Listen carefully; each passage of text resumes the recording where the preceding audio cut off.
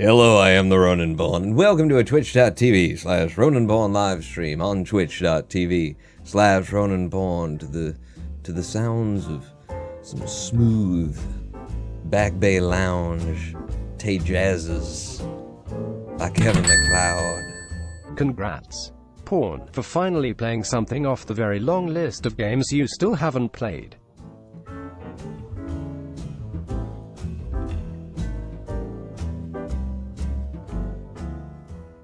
Yeah, I was, I don't know, bored last night, and I turned on a live stream VOD from a brutal moose kind of a fella, from a Moose 2 kind of a channel, and I just started going through my Steam list, popped open American Truck Simulator, started to drive, realized, what the fuck am I doing with my life? I'm gonna sit here and just drive from one place to another, alone.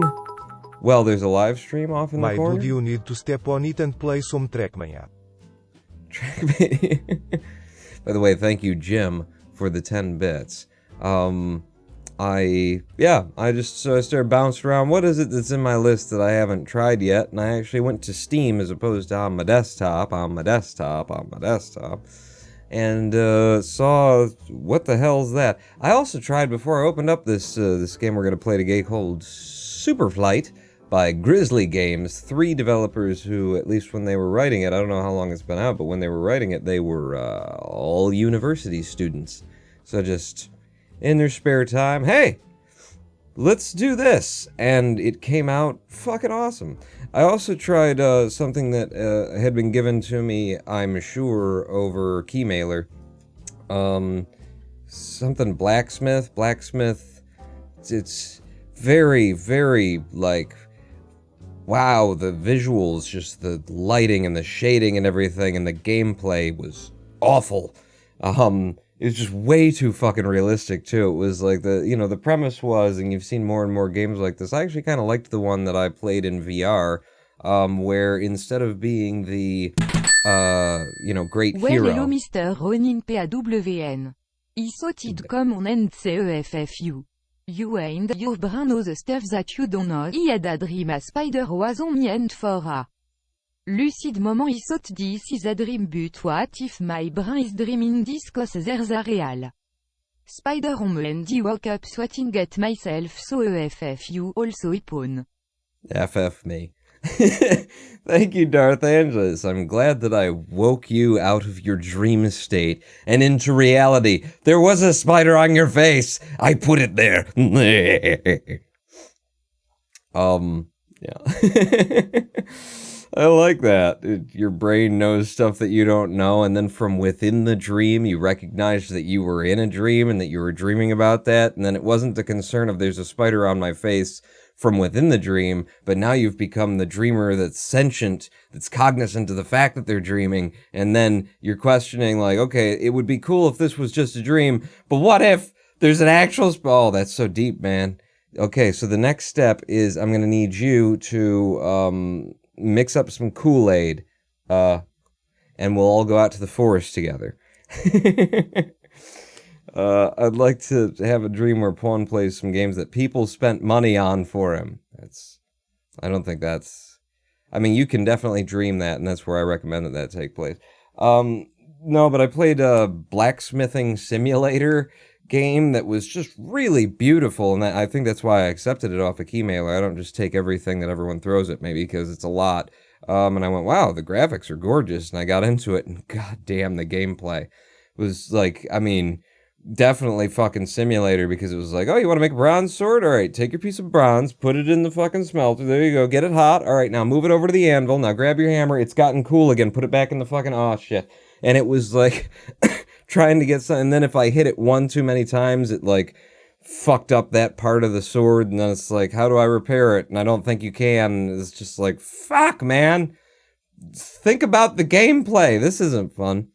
But I do recall playing in VR when I had the headset, a game that was, similar premise, that instead of being the hero in the big Mamorpiger world, running out and doing the quests, you're the NPC stood at the shop, the Shopee, it's 2 P's and an E, stood at the Shopee, selling, the wares with which the adventurers, whom you're not, are off running about and doing quests with, and so you're putting together swords and mixing up potions and shit like that. And that was kind of fun because it was, room scale VR, and you're walking back and forth and placing orders and doing things.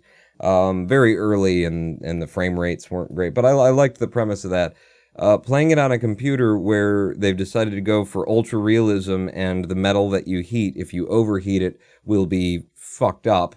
And if you only have it to where, okay, it's ready to hit, and you move it over to the anvil, you go bang, and it'll be like, all right, you're gonna have to heat that again because it cooled off. That's not the way to go.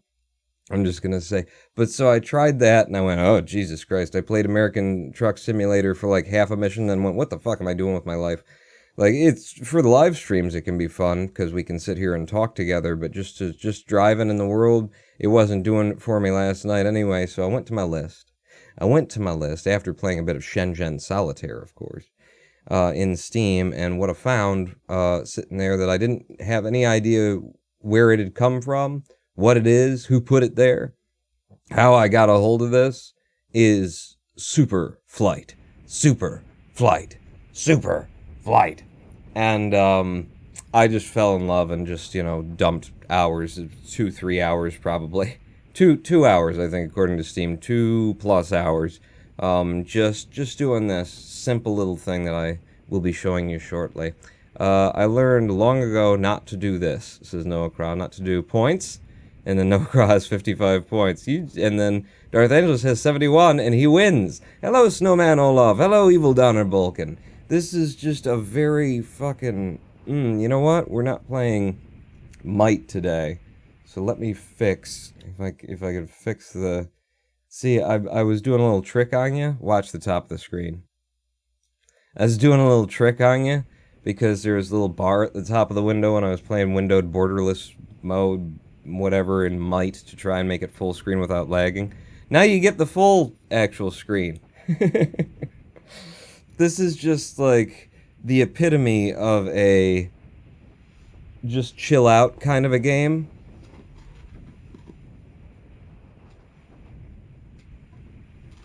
That you can also get really, really angry and frustrated at, which is just what I love to do. POTIONSELLER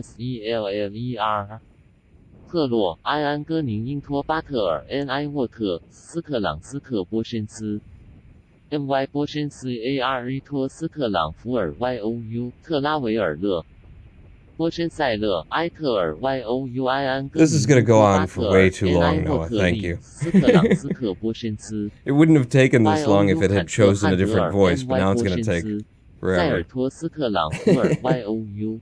波申塞勒、利斯滕托 M.E. 埃沃特利、斯克朗斯克波申斯 M.Y. 波申斯沃尔德基尔 Y.O.U. 特拉维尔勒 Y.O.U. 坎诺汉德尔 M.Y. 波申斯 While you cannot handle OFC my 加美斯 potions. 鲁格宁因托巴特尔 N.I. 尼德斯克朗斯克 Thank God they cut it off. That took me way too long, and now it probably isn't even funny. No, it wasn't. It was. So, Superflight. The controls are... It's great because your right hand can be doing something completely different while you're playing.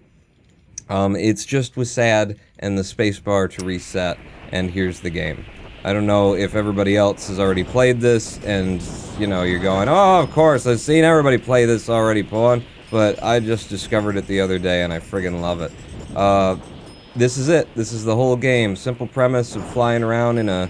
what I call a squirrel suit, what other people call a wingsuit, but they're wrong, and I'm right. Oh, shit. Oh, shit! And, yeah, you're flying around, you get points by flying close to things that are going to kill you. By flying close to the terrain, flying through Time little to holes. silver pound. Titik. Tere Armani Games Pound Han played but one game he has played is Minecraft and now you can join him in a Minecraft server at mc.roninpound.com. Yes. Kill Pound with fire. Kill Pound with poison. What? Kill No. Pound with drowning. Wait a Kill second. Pound with a bow and arrow That's- and many more ways to kill Pound at mc.roninpound.com. No, that's not. I didn't approve this message. This message was not approved by the Run and Pawn. On my Minecraft server, as the gentleman continued to refer to it as, oh, yeah, I'm awesome. See, they just told me I'm awesome. And yeah, once you get the basic premise and, of course, the handling down, oh, what's that ahead? Could it be a portal that will take us to another world? Woo! You know, the basic premise here is the more walls that you can be inches from hitting at once, the more points that you'll get, and the longer that you can keep that going, be really close to stuff for a good long time, you can actually stack up some multipliers. There we go. Combo bit.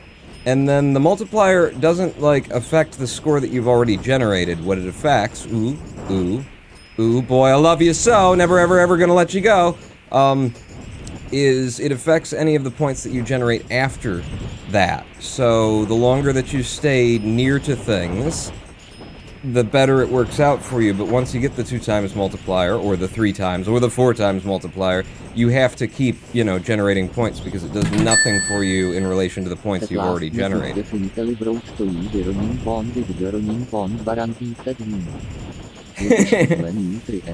message definitely in Minecraft. Last message definitely brought to you. So you got these little portals floating around there that you can, you know, pop through, and it'll give you an extra thou for having passed through the portal as a way of exiting the level, as opposed to the other option you have for exiting the level, which is just to dive down into the misty goodness, misty void, the you know Misty from Pokemon. Hot fucking wait, what? Is she a nurse? I don't know. She had tits, if I recall correctly. So that's all you needed to know, you know, from my perspective as an animal male. Whoa, look out for whatever that is. So yeah, this is the game, and it doesn't do much more than this. It doesn't do much more than this, but it's just so good. These levels are RNG seeded. They are procedurally generated.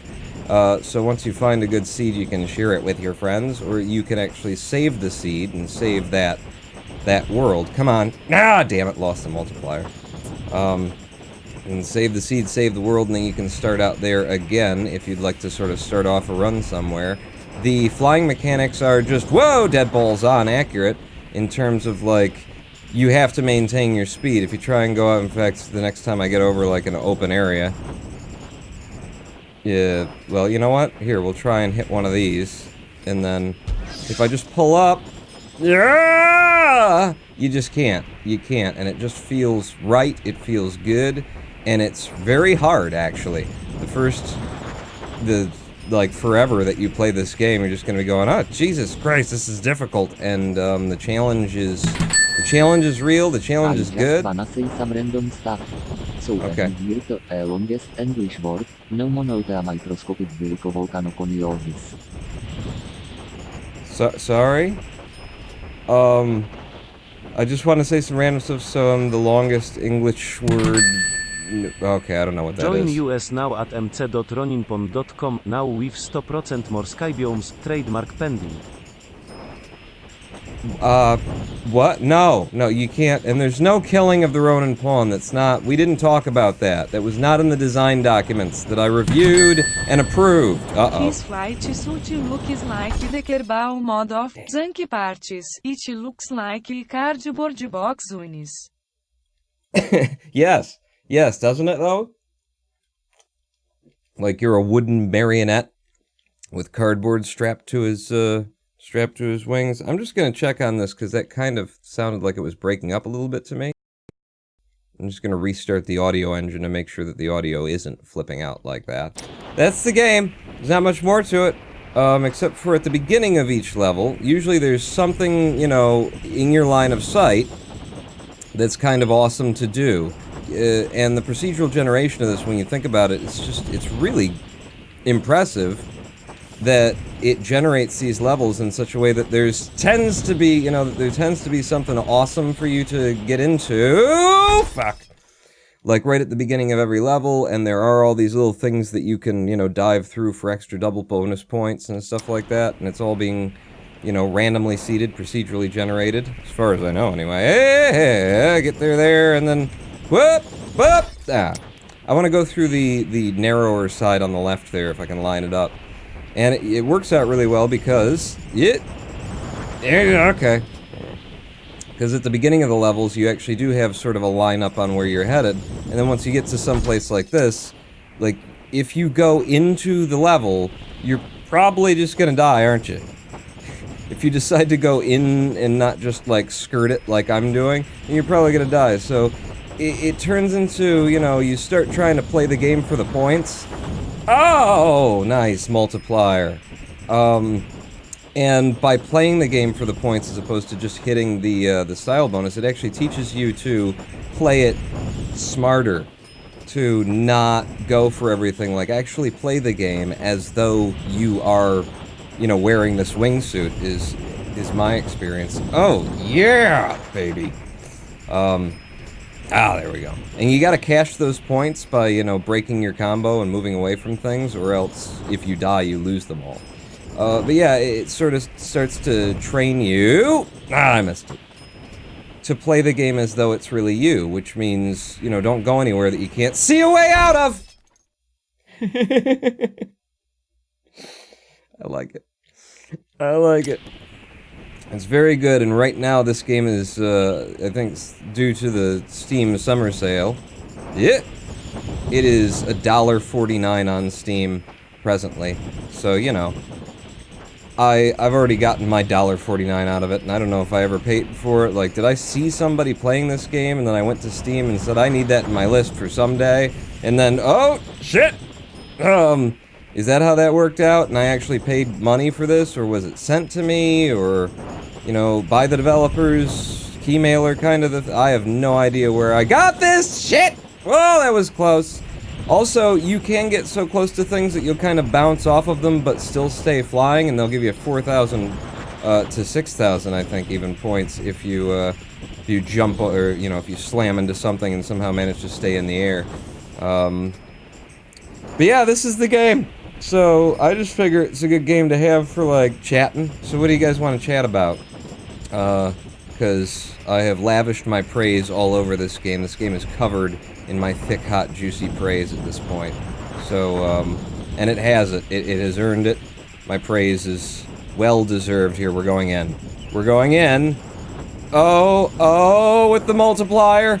Oh, with the multiplier and the points, and it just keeps going. Oh, baby, suck on that!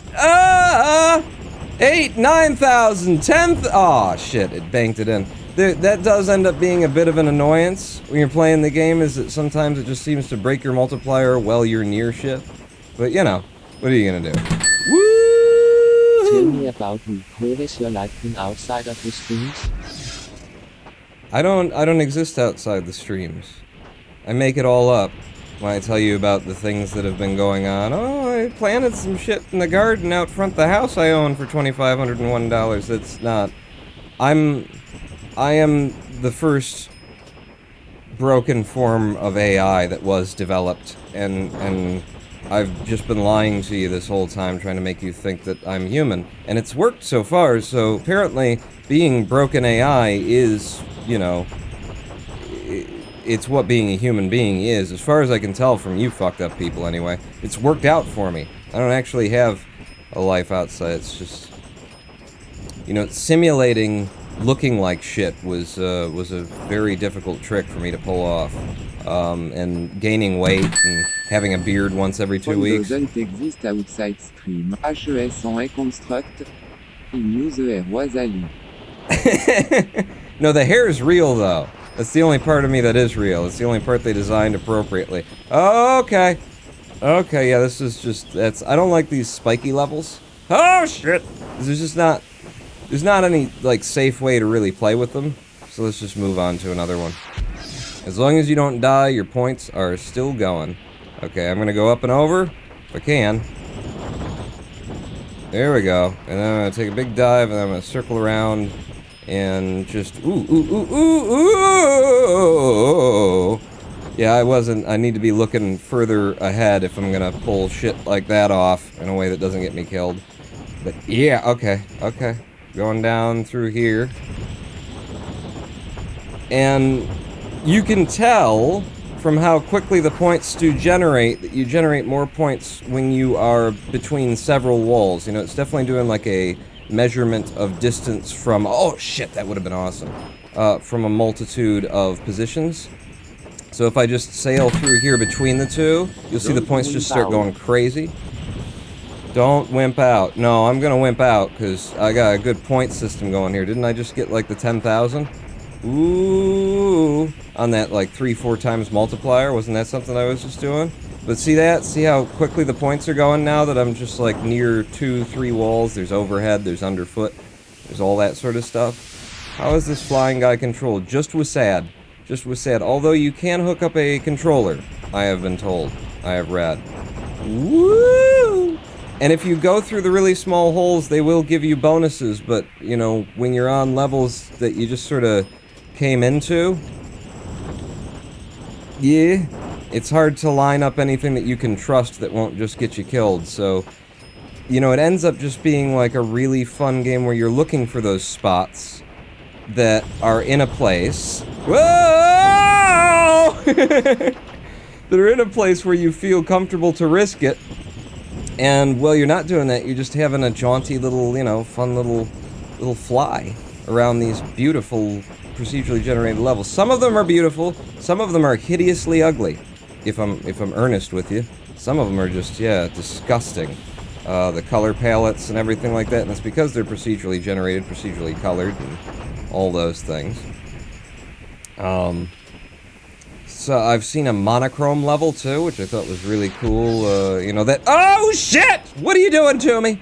That.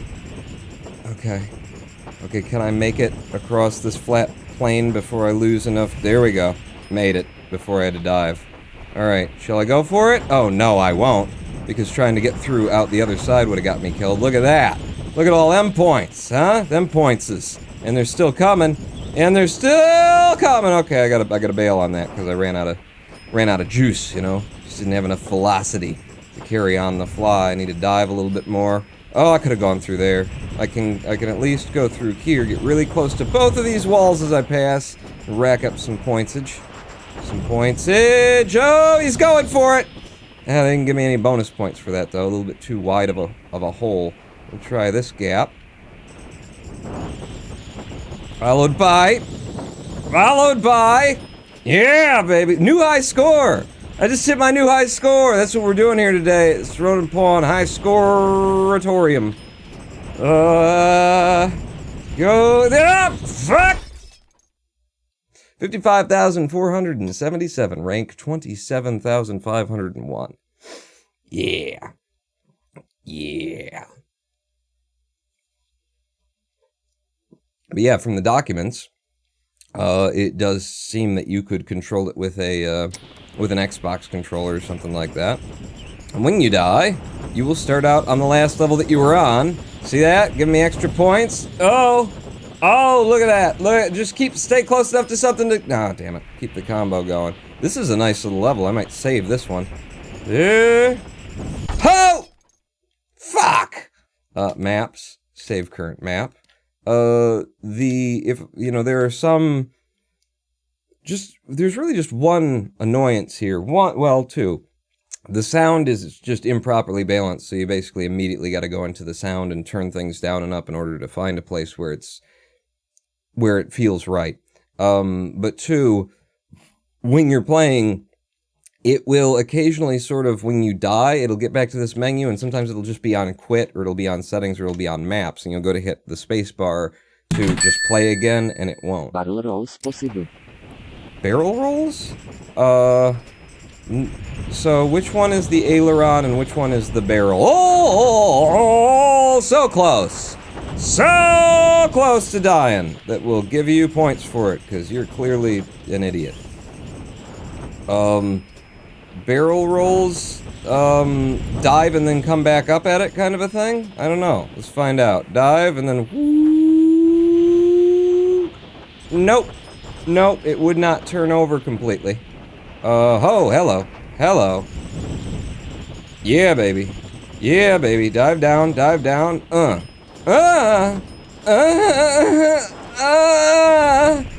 It's good. It's good. I like it. I absolutely like it. And bear in mind, $1.49 right now on Steam. And if you click through the link that's on this Twitch page and go and buy it, I don't know, nobody's ever done that before. I think it's built in such a way that the streamer's supposed to get a cut. So don't do that, because a cut of $1.49 from these developers, just let them have all the damn money. Barrel is doing like loops but sideways. Can't do the no. I see that we're on the settings menu for some reason. It just, that's the only little like, what the fuck is going on here, fellas? Kind of a thing. Okay, so I'm gonna try and do this on the lowest point. Oh man, the points that I'll rack up if I can pull it off, huh? See, and the levels just seem to always be designed where there is something like this right at the front of a level. Some ridiculously stupid challenge that you can go ahead and just throw your face into several times over. Okay, I didn't get a 2,000 point bonus from that, but I've got a hell of a multiplier going now that's about to wear out because I don't have any more terrain. But 5,000, I'll take it. I'll take it, friend. Okay, this is probably not going to give me points. It seems too wide.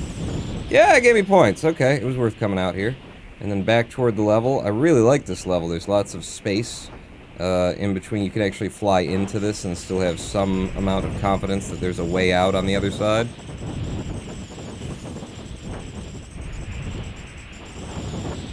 Oh, come on! No awesomes for that? That was awesome. You know that was awesome. Give me the awesome. Raw quote added. What did you add? Orgasms. It's just every shower I take. What are you talking? Okay. I didn't pull up. What you want to do is pull up. Yeah, that situation. Okay, shall we try it again? I think I'll go for the easier to hit. Oh shit!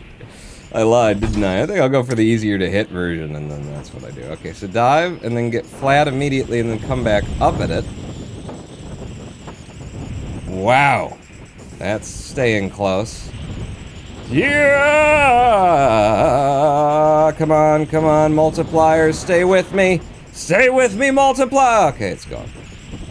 It's gone. Really like this. So, we do need something to talk about. No, I ain't going in there. I do need something to talk about while I continue doing this, don't we? How do you feel about discussing... I've been trying to not talk about it with anyone because I'm still watching it, and it's kind of old, and other people may have seen it, and it's the kind of series where if you said the wrong thing... Yes! You totally spoil like a shit ton of what's going on in this series, clearly. Yeah. But I'm gonna say it. I'm watching Mr. Robot. I'm watching. Let's go to another level. I'm watching Mr. Robot, and Jesus Christ, never seen anything like it. Never seen anything like it. Watching this show is teaching me about art in ways that I just never, it never like occurred to me. It never struck me the way that it should have until I started watching, you know, someone who is clearly just like completely there, 100% on for what they are doing, you know?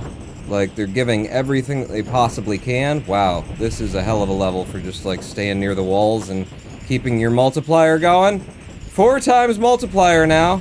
Keep it going, Pawn. Don't get too far away. Gonna bank in hard. Oh, shit. Okay. Ah, it died. It died at 16 friggin' thousand, though. That's a hell of a thing.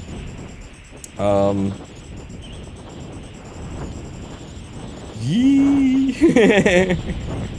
Has anyone here actually seen Mr. Robot? And if not, you need to go watch Mr. Robot. It's actually, at times, hard to watch. Because it is so fucking... I don't know why, actually, if I tried to describe why it's hard to watch. But it is. But, damn is it. Fuck. 38,820, mainly from just skirting the edge of a mountain. I thought that was a film, says Noah Craw. Mr. Robot, it is a series. I've not enough series to keep up with. It's on Amazon Prime Video. And my friend and, you know, short film creating compatriot Brandon Fry turned me on to it, and actually he's been talking to me, well, he's been mentioning it without saying anything about it for months, saying, God, Mr. Robot, you gotta see that. And like finally the other day he said, listen, I need you to watch Mr. Robot, I need someone to talk to about this shit. No one else has seen it, no one else understands! That would have been awesome. And so I went, okay, I'll watch it. I was between things anyway. I was like, yeah, okay. Turned it on, and I'm now starting on season 3, and it is something like nothing you've ever seen before, or maybe like you've seen before, but the other people who did that, like, were only half in. Like, they didn't dedicate to what's being done here the way that the makers of Mr. Robot have dedicated. And, you know, the writer, director, I don't fucking know who's to blame for this amazing fucking piece of artistic content. By the way, here's the premise of Mr. Robot for those of you who haven't seen it and are going, I got, you know, I don't know. I don't like watching things that people tell me, because I'm kind of like that too. I don't fucking tell me what's good. You're you, I'm me, I know what's good, you clearly don't. But here's the premise. Hackers figure out a way to basically zero out everyone's debt. And the series actually does it. You know, it's not just like a setup to be like, oh, that would be cool, and then, but it never happens. No, they actually do it, and then the rest of the world for the rest of the series is slammed into a wall. Is in a universe now, in a, you know, where hackers managed to basically create the socialist dream, or at least get it started, by hacking into the major creditors, debitors, called E-Corp. I don't want to, it's like, you don't, it's so good that there's, I don't want to say anything about anything, because it's so fucking good, you know? It's like, I don't know what I'm gonna spoil, because I don't know what parts of this are incredibly important to the experience, and it just seems like all of it is. So don't say anything, but, yeah. I will say this. Unreliable narrator.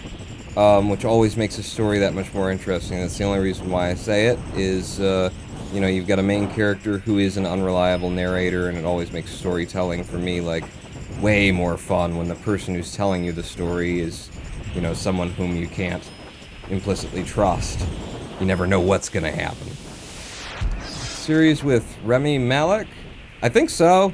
I think that sounds familiar. I don't know, I'm not good with actors' names. Oh, this is a bad idea. Pawn! It wasn't a bad idea, it was a great idea. Way to go, Pawn! Oh, shit! Keep it going. Oh no, there's a way out, and your multiplier's still going. Oh, baby, and now it's dead. And we bank 8,200 off of one set of maneuvers on this one level. Suck on that, me. Beat your score, me. Previous high score. Fuck your previous high score. You don't know what you do.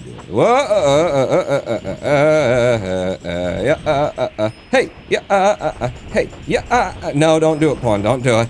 I was looking at, should I go off to the left there? And probably, but no. I will go down through here. And then I'm going to another level. Via a portal. Give me an extra 1,000 points. Baby. Baby. Okay. Right down through this sort of valley that we got going on. And then spin around it and see if we can't keep the points going. Oh, I lost it. What do we got going here? Oh yeah. Just keep it close. Keep it tight. Keep it ready to die. If you're not, like, on the verge of death, then you're playing the game wrong. Literally, that's what the point system is based on. If you're not on the verge of death, then, you know, you're playing the game wrong. That's how you win. That's how you beat me in the leaderboards. By being almost dead. It feels so good once you get good at it, too, because, you know, the first hour or so that you play, it's probably going to be more slamming into walls than this. A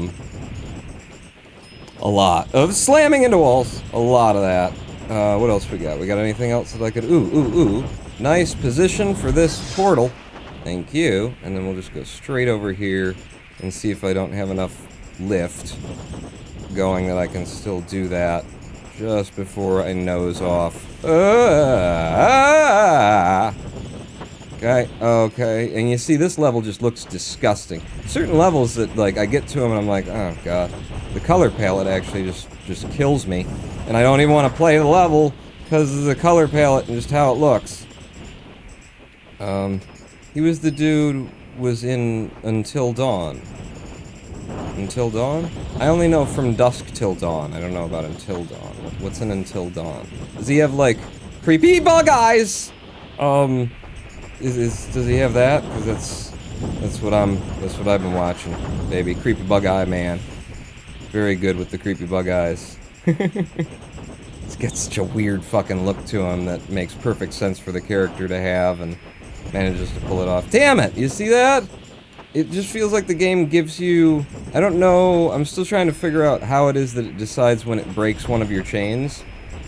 And I'm wondering if it has to do with, like, speed times divided by and the floating, rounded, math-floored value of, pi. Just trying to think of the... tau, rather. Tau. There's something to it where it's like sometimes it'll let you go way the hell out and it'll keep your multiplier going for you even though you're not connected to anything, and then other times you'll be like a couple of inches from a surface and it'll just be like, yeah, no, you just, see, like right there, it cut my multipliers off like 3 times in a row. Oh, where'd the wind go? I swear I was going down and should have had a whole bunch of speed and I just couldn't pull up. Shit, that was a good run too. That was approaching high score. Yeah, Mr. Robot's blowing my mind. It's changing my perceptions of what the nature of art is and, you know, what kind of bravery you should be showing when you're creating your art and that kind of thing, and just like the ability to do what you're gonna do because it's the expression that you have within you, no matter how dangerous it is, no matter how much you might burn an audience kind of thing. It's just fucking incredible. Highly recommend checking out Mr. Robot, especially if you're of the computer programmer hackery kind of variety, who uses, you know, telnet terminals on any basis in the first place, and wants to see an accurate representation of what hacking really kind of looks like. Oh, shit. Okay. Nope. Come on back up. There we go. Alright, and then we'll just fall straight down and we'll exit the level. But you want to see what hacking actually looks like, or you just want to, like, watch a hacking show or hacking film, hacking, you know, something where hacking is accurately represented, and also happen to be like a rabid flaming socialist, you're gonna fucking love this show. You're gonna fucking love it. Okay, get me up some speed so that I can travel through this, Star Wars-like... We'll just fly the Millennium Falcon through the middle of this and everything will be fine kind of a situation. Shit, I don't see where I can go, so I'm gonna have to go down. Because I see that I can go here. Multiple places that I can... Yep, I managed a portal. Ooh, look at this, flat walls. I don't know if I've seen this degree of flat walls.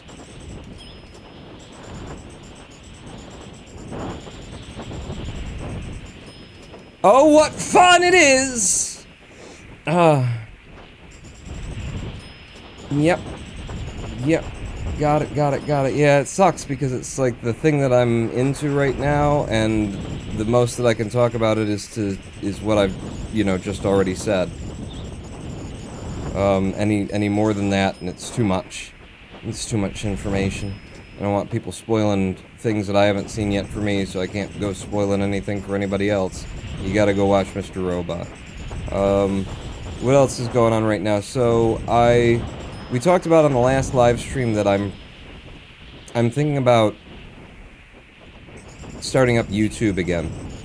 Possibly dropping one of these live streams a week so that I can produce a YouTube video once a week, week and a half kind of a thing. If I can make that fucking work! Okay, I missed the portal. I definitely missed the portal. So I guess we're just gonna dive out of this level. Whoa! Whoa! Shit! Shit! I just came in a little too fast to that level. They just jumped right down on me. I have already got a number of video premises written down here that, I'll probably start making very shortly. And start writing, you know, actually writing the episode, and then recording the episode, and then editing the episode, and make it a, you know, formula, not necessarily a formula, but have some sort of formatted system to it. Like I used to do, although I was never real big on formula in my, or format even, in my content. But I want to, because honestly, I'm just a really good writer and I never write. Shit! Didn't have enough speed to carry it on. Oh, there's clearly another way to go over here. It's probably going to be harder and more deadly and give me even more points. What? It didn't give me more points, but it's definitely harder and more deadly. Okay, dive down because we need the speed just to stay aloft. Keep that multiplier going if you can. It's dead. It's gone. What else we got? This is a pretty swank level for... damn it. Damn it. See that? It was on quit there. It does that sometimes. Woo! Gave me awesome points right before I die. You're so awesome! And then I die. That was amazing. Oh, you're dead. So you might want to wait on, you know, handing out the awesome points until... Yeah, those are solid. There's nothing in the level that isn't solid in this game. Everything is something to bang your head off of. Oh! Fuck, that was going so good. I'm gonna go this side of things just to see if this goes anywhere. It doesn't look like it does, but let's explore a little more thoroughly. Yeah, that would be... I'd have to hard bank out right. And up! Good luck with that shit, huh? I can't even get into it. Let's try it again. Too late on the turn. One more go. This is the last time I'll try it.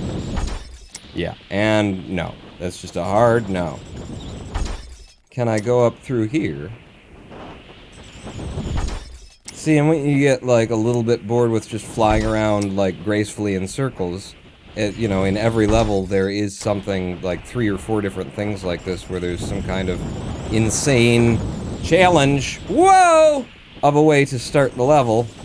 See that? It kept my fucking thing going there then, but how many times before that has it just been like, yeah, you're a millimeter away from, you know, the next biggest thing, so we're taking away your multiplier. Oh, shit. Multiplier going crazy now. Crazy on the multiplier now! Oh!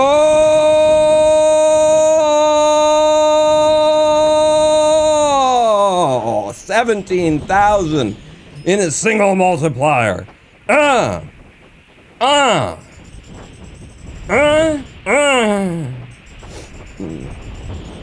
You might want to pull out that quote, Ronan pulling orgasms again. You're probably going to need it a number of times throughout the stream while I'm playing this. Holy shit!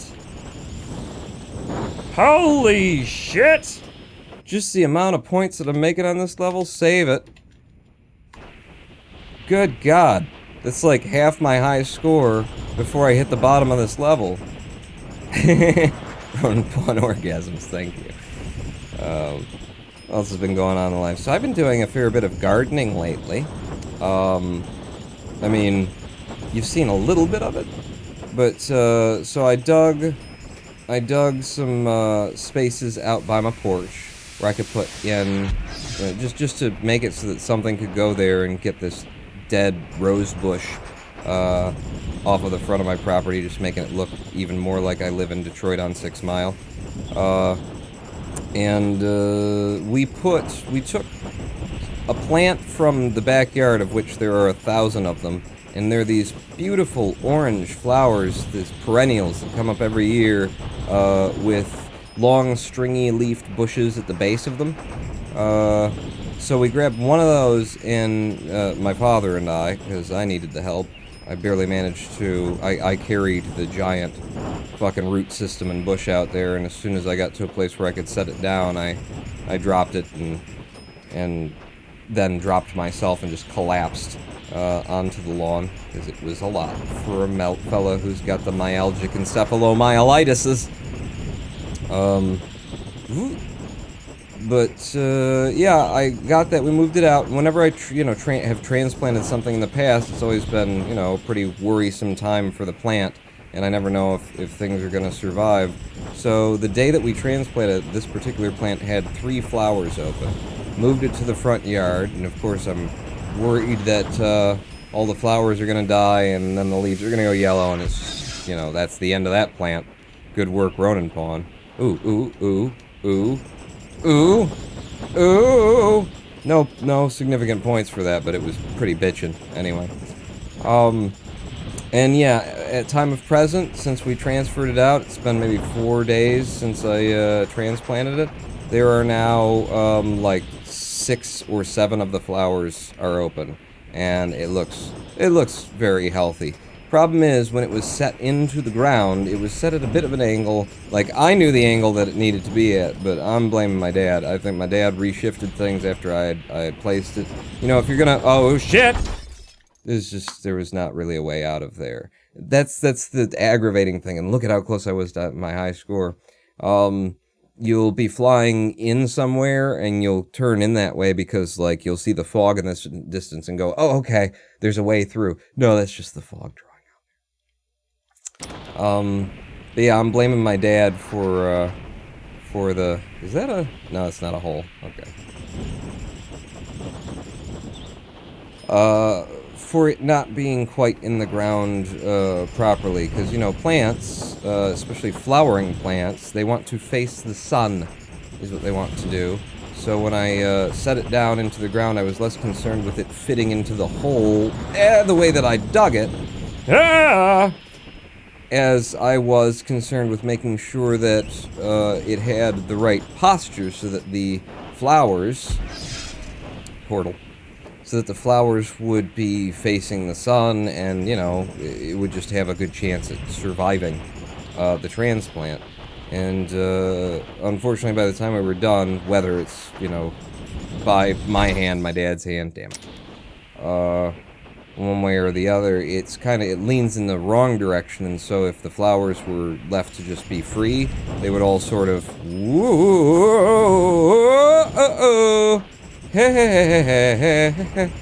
let me go through, and have there be a place on the other side. I ran out of juice. See, it went to that. Yeah, so if they were let free, they'd probably just be, like, laying on the porch, so what I've done is I've used twine to tie the bulbs of the flowers together. Whoa. Whoa. Whoa. And then I've used some more twine to wrap it around the stalks of the flowers and just pull them in the direction that's going to be best for them in the long run to try and help them grow in the direction of the sun. Seems to be working, and they don't seem to have any complaints anyway, as it stands right now. So, yeah.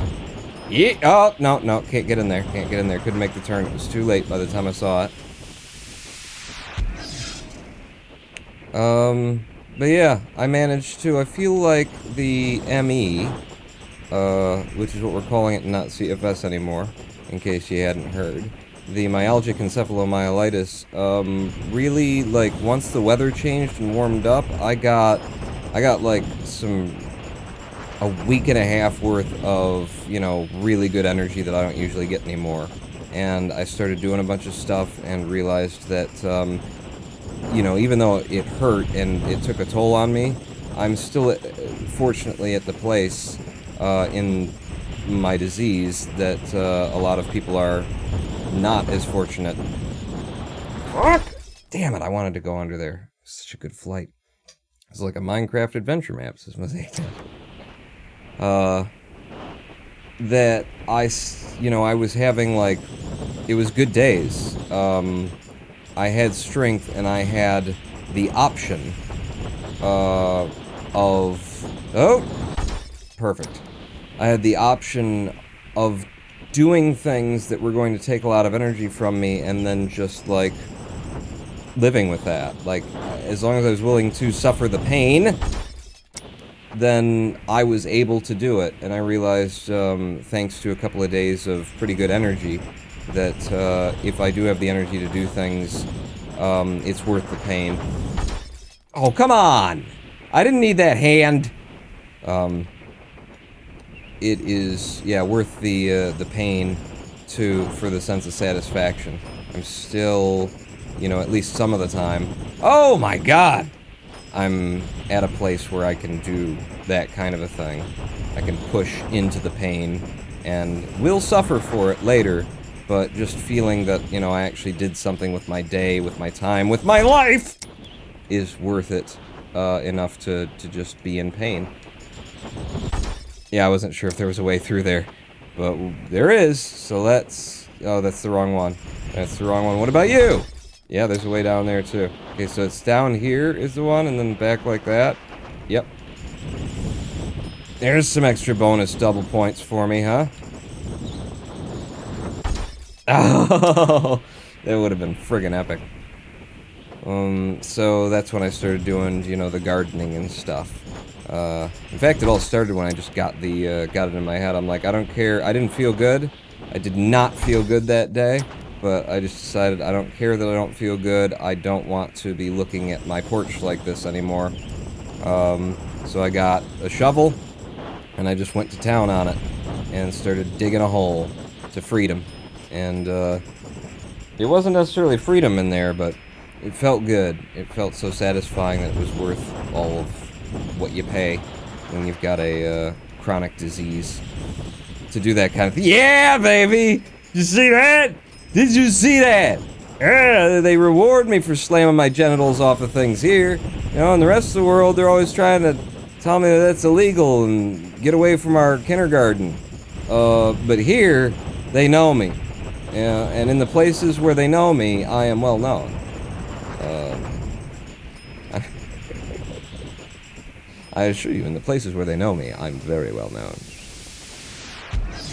I really, really like this game. I could play it for hours, but I don't... Oh, that would be a good run, but I'm already on a run, so I don't want to risk what I already got going here on the hope that something opens up on the other side. You know, if you can see the hole, then you go for the hole.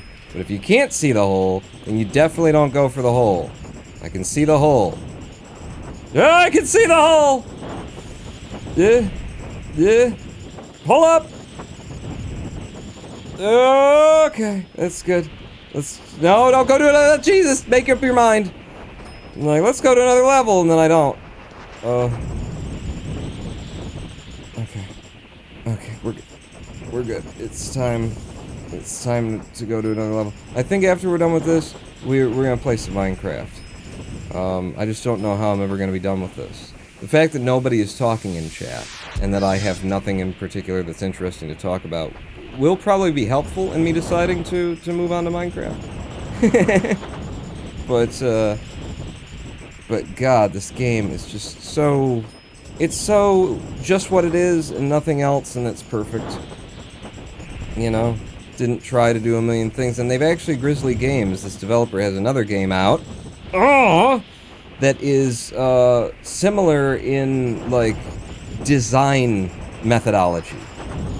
It is a town builder, so, you know, think SimCity, think, it's the one that we were playing where, you know, really the game was just about the fucking traffic. You know, think that kind of a game, but it's really a puzzle game is what it is, and so with each stage, you're setting out, like, whatever it is that it gives you to set out, the farms and then the houses and everything, and each thing has to be in range. Uh-oh. Uh-oh. Fuck! You led me into a trap! Oh, there was a hole there. It has to be in range of something else in order to get, you know, the maximum boost out of it. And if you don't get enough points from each stage, then you don't go on to the next stage. So it's basically a roguelike puzzle game where you create these towns on these, you know, randomly generated islands. And it's all about trying to figure out what you're going to need to leave space for and what you group space for. And that looks really good too. And again, there's that design methodology that we see here in Superflight, where it's like the epitome of keep it simple, stupid. Do one thing really, really, really, really well instead of doing everything all at once. Shit. Which is basically the design methodology of all the AAA studios with all the money. And the, you know, Steam scores for this game and for their other game are like fucking extraordinary, you know, or just... They came up with a new word. It's not just, you know, everyone loves it. It's like people who haven't played it love it as well, just because they hear about the concept and they're like, that's brilliant! So yeah, I would keep an eye on these 3 developers who are currently going by the name of GrizzlyGames, because they're making some trace good shit. It's a good time killer, says Noah Craw. Absolutely. This is the perfect game to throw on, be playing it while you've got like a 3-hour podcast with somebody you just like to listen to, talking about something that you're interested in but not interested enough to, you know, need to all of your attention or something. It's a perfect thing to put on, be playing, and you're watching a really boring live stream with the Ronin pawn in the background where he's talking about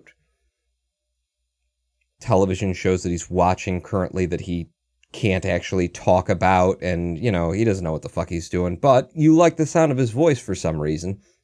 So you put him over on, you know, their screen too, and then you just sit here and you play Superflight. Definitely, I've marked it in my, you know, my Steam as a game to come back to, a game that I'm interested in finding out about, just because these developers also make this other one. So what have we got here? Hang on, let me find, if we go to the store. So, here's Superflight, thank you. This is the page for Superflight. They are GrizzlyGames, so if we go to the developer GrizzlyGames, we see Islanders, a minimalist city builder, and those are the 2 games they've made. And yeah, Islanders is basically, you know, little city builder, where you plop down things in each turn, and if you don't get enough points per turn, then you don't get to go on to the next turn. So it just turns into trying to figure out, how am I going to arrange these things? Where am I going to have housing, and where am I going to have an industry, and where am I going to have the fishing ports? Because each thing is going to do better if it's in the range of something else. And yeah, it turns into actually what it is, if you think about it now. I'm just making this connection in my head now, but what was that one where you're on the surface of 3 different planets? Maybe they had 4 planets in the end, but I feel it was like 3 different planets: the easy planet, the medium planet, and the hard planet. And, you know, you're building the dome, and then the engineers come out and they build the dome, and then everybody starts starving to death, even though there's food sitting on the pad, because nobody can be bothered to just go out and eat the food. The food has to be brought in off the pad and then put into a machine so that they can press a button and get it out. No one has the energy left to fucking do that. You remember that game, right? You remember that one. I would say that this is basically the core mechanics of that game. Just trim all of the faff off. Is what it looks like. I haven't played it, but I mean, just having played Superflight, I'm giving them benefits of doubts, and also looking at this and going, that's a brilliant idea. And it's not that it's never been done before, but it's just, I have some faith in these 3 fine students, based on what they've already done, to keep it simple, stupid, and make one thing work incredibly well. And this is yet another roguelike game. I mean, that one is it's just a, reset and go, high score kind of chaser. That's my kind of thing. Roguelikes are my kind of thing as well, because that's the same deal. It's a get as far as you can, then you're dead and it's over, and start again, and, get better through the process of failure and repetition and of death and failure states and stuff like that. These are the kind of games that I like. So I think I just found my developers for a bit. Bitlandfall Gamesy in the graphic design? Yeah, I guess so. And I do like that visual style. Pawn, how do you cope with change? I just moved to a new city, says Snowman Olaf, now being a software engineer, leaving my unfinished PhD, my paramedic volunteering, and great friends behind. I want my new life, but change like this is intimidating and cruel. Looking for some Zen wisdom. Superflight is a really good game to take the edge off. Put on some sunglasses and tell yourself to deal with it while AC/DC plays in the background. I don't recall getting that advice from my Zen master ever. Although he did have occasion to just sort of like turn around and be like, your true self. Looks like somebody lost their head.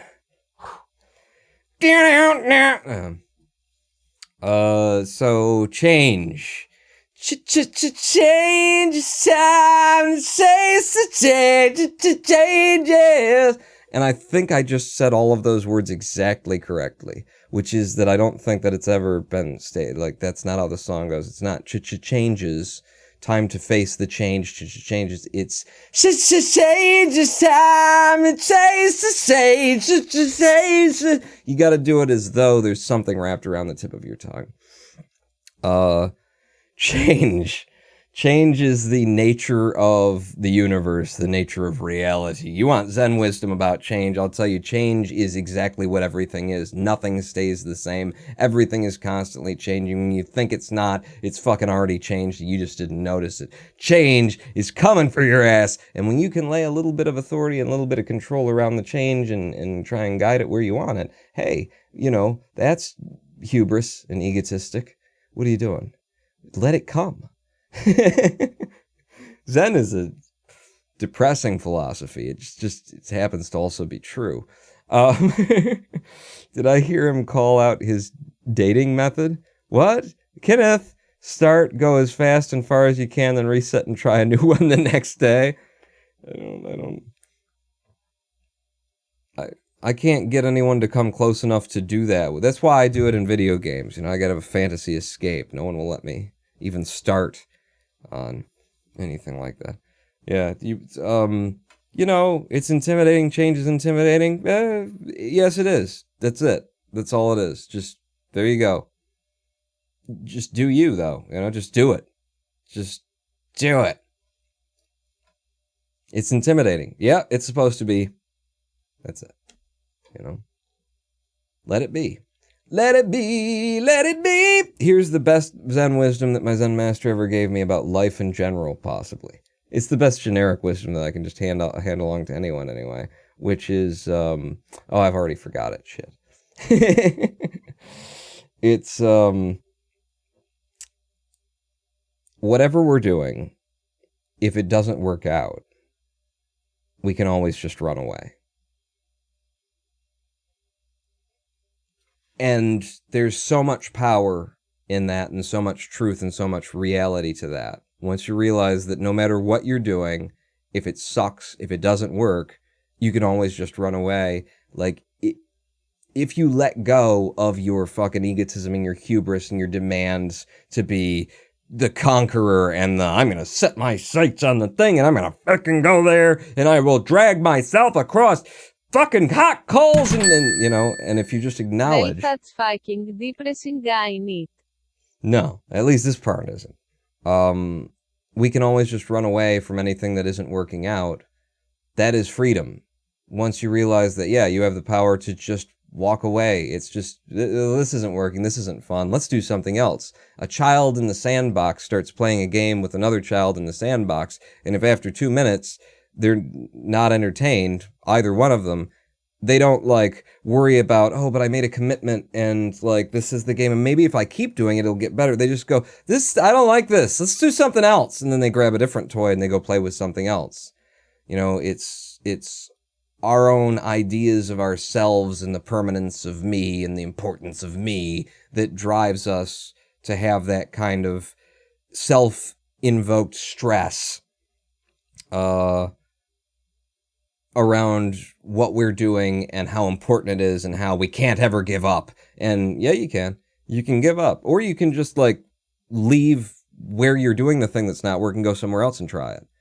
I mean, fucking, even Jesus Christ in the Bible said if you come into a city and the city doesn't want anything to do with you, you know, put your fucking sandals on, shake even the dirt of the city off of your sandals and get the fuck out of there. And that's not a paraphrasing. That's a direct quote. That's Luke 36:2. Shake your fucking sandals off and get the fuck out of there. It's in the red text in your quote Jesus in the Bible. But yeah, it's, you know, the fear of the new and the fear of the change is also the fear of, you know, the commitments that you've made because you identify the commitments as part of yourself. And so it's a threat upon your ego. It's a threat upon your idea of self to fail, to, you know, not complete the thing. But if it's just not working out, you can just walk away. And I'm not saying that means, you know, give up on everything the first second that you have, you know, encounter resistance. But it's a decision, you know, that you as an individual get to make. And I would say that most of us make the stupid decision, which is I'm going to stick with this, even though it sucks and I hate it and it feels soul crushing. And every day I do the same fucking thing and it's not getting me anywhere, but I'm going to stick with it because maybe if I keep, you know, buying the lotto ticket, it's going to cash out sooner or later when you can, if you just let go of your idea that I am this thing that I'm doing and this, what I do here is a representation of me, which is not untrue.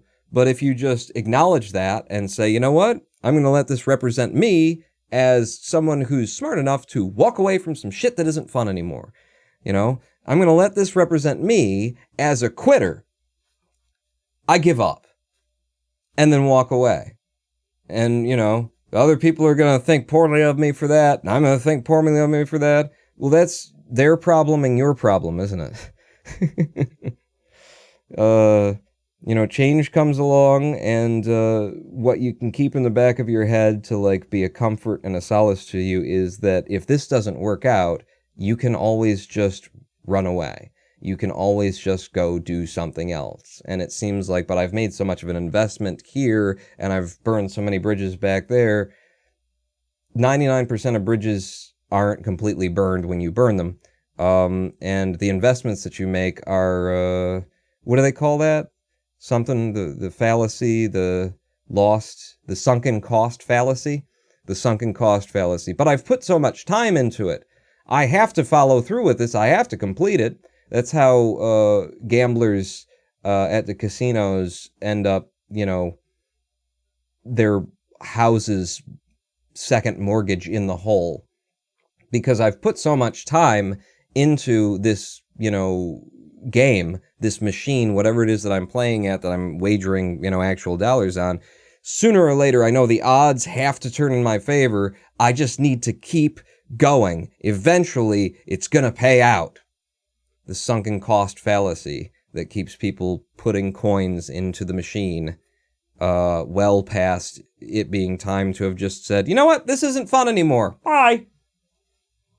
And that all comes back to just our identification with, you know, ourselves, our need to be the victor, need to win, to overcome, no, you can just walk away. And in my life, what I have done about over and over and over again, I have left 2 jobs, I think, in my life. I think I've actually quit 2 jobs.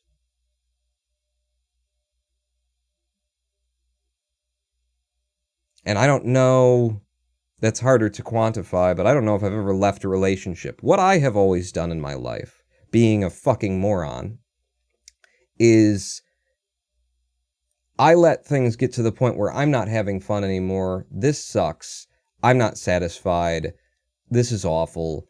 And then I stick with it, and I stick with it, and I stick with it, and I stick with it. And what happens is, subconsciously, I fucking hate this, whatever it is that I'm doing, whatever situation it is that I'm in. And so I start to seep out darkness, dark clouds rise around me, and anger and evil and resentment and hate and laziness and lethargy, and these fucking people don't pay me enough to be doing this shit and I just let that seep out of me, well, once it's become unfun, until what ultimately happens, whether it's a relationship with another person that I'm, romantically involved with, or a relationship in a business transaction or employee-employer kind of a thing, I create a miasma around me that makes it so that they dump me. They fire me.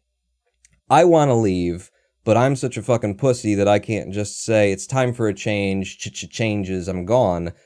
What I have done historically is just hated myself and all of the people around me as though they're the ones keeping me here, to the degree that they start to feel it every day, and eventually they say, you know what? Get the fuck out of my life. And then that way I don't have to have, had the balls to just make the decision myself. And I'm happy to say that that's, the old me, and I still have that tendency built in, absolutely. But the 2 jobs that I'm talking about that I actually left, there's actually 3 now that I think about it, but the 2 jobs that I actually left are the last 2 jobs that I've had. I got to a certain point, and with one of them, it had to do with my disease, but I just bitched the fucking owner out because I was trying to be polite about it, that I'm worried about myself and don't know if I can keep doing it. And he's like, I need you in. Can't you at least stay for another week while I find somebody else? No, I'm afraid for my health. I don't know if I'm having a fucking heart, if I'm going to have a stroke or something. I don't know what this is, and it's just crushing me. Well, listen, I'm sure you can stay on for a couple more nights. No, you fucking asshole! And then the last job where it was time to go, didn't want to be there anymore. I just called him up and told him, yep, I'm done. And that was it. No big deal. Didn't have to be a big drama. Didn't have to be a big explosion. Just like, I'm done. Bye. And when you get down to it at that level and start thinking about it at that level, which really is the braver thing to do? Which one really shows that you're, not only into, which one should inflate your ego more? I stuck to it. I made a commitment here. This sucks, but I'm going to push through. I'm going to grit teeth and grind until my own contempt for the situation I've built around me leaks out onto all the people around me, and they hate me, and I hate them, and eventually somebody comes through and says, you're fucking fired, man. And then things change. What's braver, what's smarter, what makes you feel better about yourself? Being the person who does that, or being the person who realizes this is trying on me now. This isn't what I want. I'm going to go. Yeah. And then just, politely picks up and goes. Wouldn't that be a much better way to live your life? So when it comes to the idea of, I've made some changes, it feels, unsturdy, unstable, and I'm, worried about the things that I gave up in order to be here. Here's my comfort for you in the night. If it doesn't work out, you can always just run away. Just go do something else. Just heard glass shattering, which is a good time for us to take a live stream break. And when we come back, I will read all of the many comments. Hello, Victini. Many comments that have come in since I started off on that rant. You know how I like to rant, and I don't look at chat until I'm done with the rant. But when we come back from the 7-minute break, I will read your thoughts in reference to what I was saying. In the meanwhile, here's an urban lullaby for you. Seriously. 7 minutes pulling that out.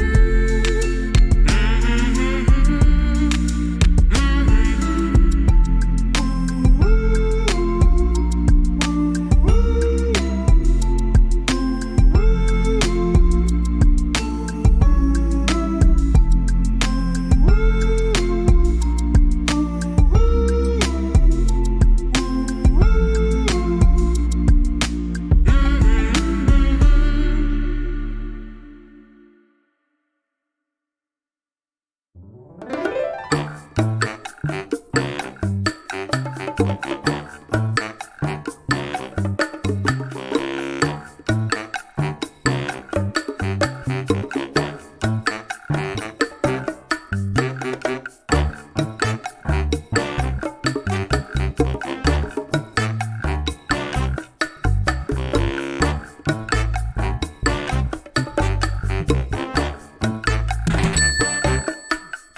worry, I'm just chilling here with me, Nickel Cider.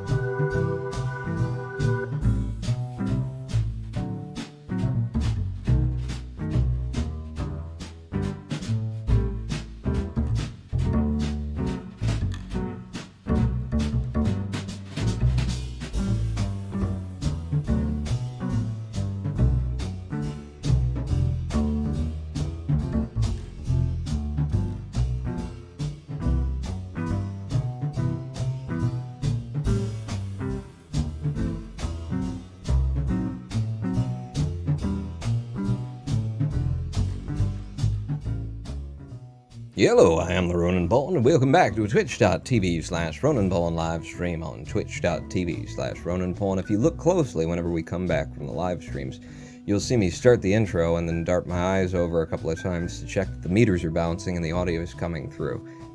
Little inside tip for you. Welcome back to nothing that we're doing right now as I read through some of the comments section. Because, before we got going here, Snowman Olaf was just informing us that he's made some significant, life choice, this is the path that I'm on now kind of changes, and feeling that it was a little bit intimidating, and, you know, and it's a heavy weight to have made these choices, and I'm not unhappy with them yet necessarily, but, you know, it's, you know what it really is, too? If you've ever read Sylvia Plath, it's the fig tree choice. I think it's figs that she does. Maybe it's plums, but I think it's a fig tree, isn't it? No, it's plums, isn't it? Plum tree? Anyway, are figs like dried plums? Is that what? Anyway, if you ever read that, The Bell Jar, you know, I think it's a dream sequence. She sits under a tree and looking up at all the different plums that she could have. All of those could be mine. Over there's a plum representing, you know, being a wife and mother and raising children. And over there's a you know, plum that represents being a scientist and a noble, you know, just a mind that advances humanity's efforts. And over there's a plum where I throw caution to the wind and I just live as a tramp, just bouncing around the world and Europe and seeing things and meeting people and getting into scrapes and all these plums in this plum tree. And she sits there looking at them and looking at them and looking at them until, as she watches, each one of them withers on the vine and plops down to the ground before her, because in the face of everything, she couldn't pick one, because it would mean not picking the others. And so she never did anything. Is the character, is what goes on with the character in Bell Jar, and that's always stuck with me, and it's very relevant now that, you know, hard as it is to make a choice and go in a certain direction, if you don't, you'll sit under the plum tree watching all of your different paths of life wither and fall and plop to the ground as doors close that can no longer be opened, and you never chose even one of them. And more so from my perspective, most of those plums don't really ever hit the ground. We just imagine that they do. We imagine that those doors close. But there really isn't a time in life where you can't. I mean, there's certain things. I'm not going to, you know, with myalgic encephalomyelitis and no cure in sight, I'm not going to do any more skiing in my life, that kind of a thing. So there are doors that close, but I don't know, the important ones where it's like, this is what I want to do with my life, this is what I want to be, this is where I want to go. The doors, they close, but not as often as we think they're closed. You know, you make a choice that takes you in one direction and you get there and you find out that this isn't for me.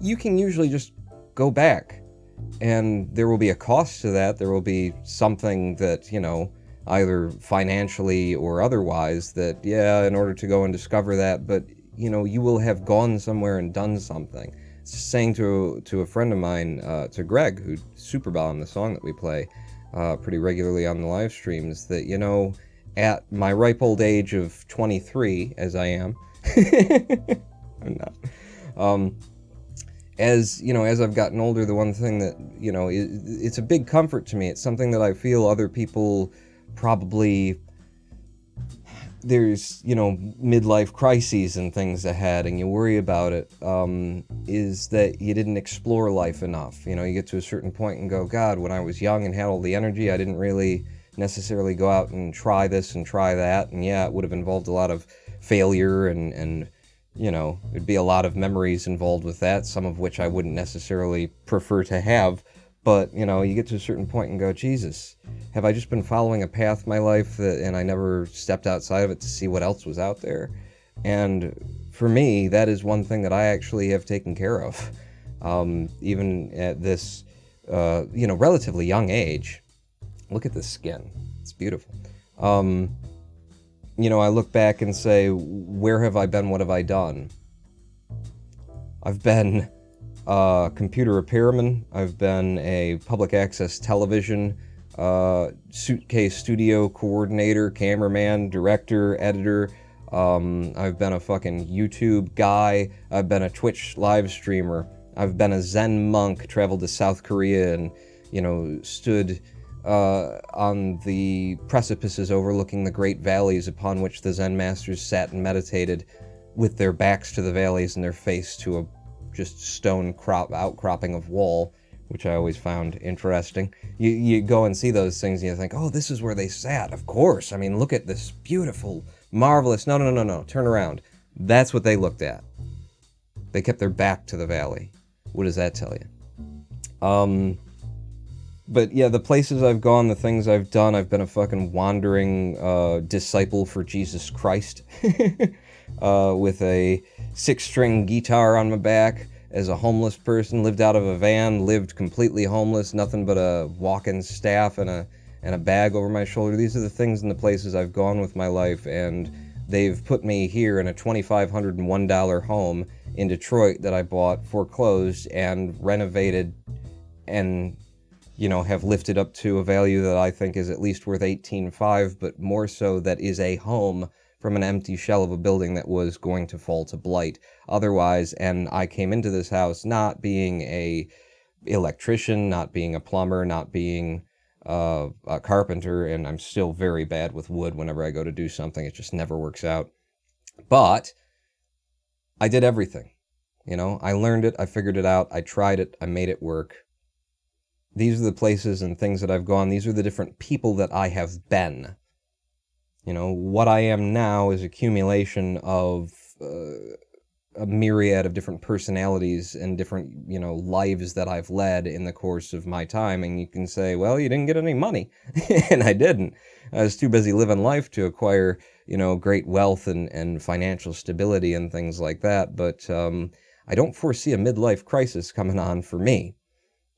So, you know, look on it as that as well, Snowman Olaf, that making choices and you know, going somewhere and maybe finding out that it's not the right choice and then going and doing something else, you know, this is living life, and a lot of people won't. A lot of people will stay sat underneath that plum tree watching, or figs or whatever it was, just watching them hit the ground and go plop.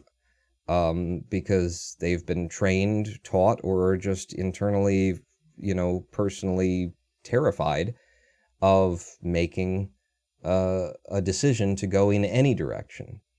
And so they don't even start. There's me, I've gone in a million different directions. Kept turning around, coming back, and then going off in another direction.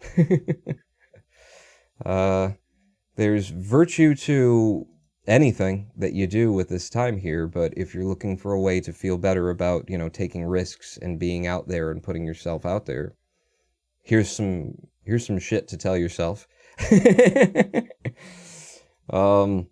Let's see. Now, I said I was going to read all the comments, and there are even more comments now because I launched on into another thing before I started reading comments. Kenneth said long ago, did I hear him call out his dating method? All right, read that. It starts with, can I buy you a drink? Oh, is that how you do it? Can I buy you a drink? I actually heard what I think is the best pickup line I've ever heard, which is, you alone? I like that. I just like the idea of that. If it's said with the right intonation and it doesn't come off as just being really creepy, you know, that you're asking, are you alone? Because now I'll know, and then I can, you know, but if it comes off the right way, it's like, it's an invitation. It's basically like walking up to someone and saying, hi, are you open? Except for, you know, you don't have to say that and probably scare the shit out of them. Like, what do you mean? Get away from me, freak. Although, just walking up and saying, you alone, in the right intonation, in the wrong intonation could just be as freaky. But I really like that, you alone. Not even are you alone, it's just got to be you alone. You know, because it's like, you're communicating, I'm alone. Are you alone? Are you open? You want to see what could happen? It's just all right there in 2 words. I love language.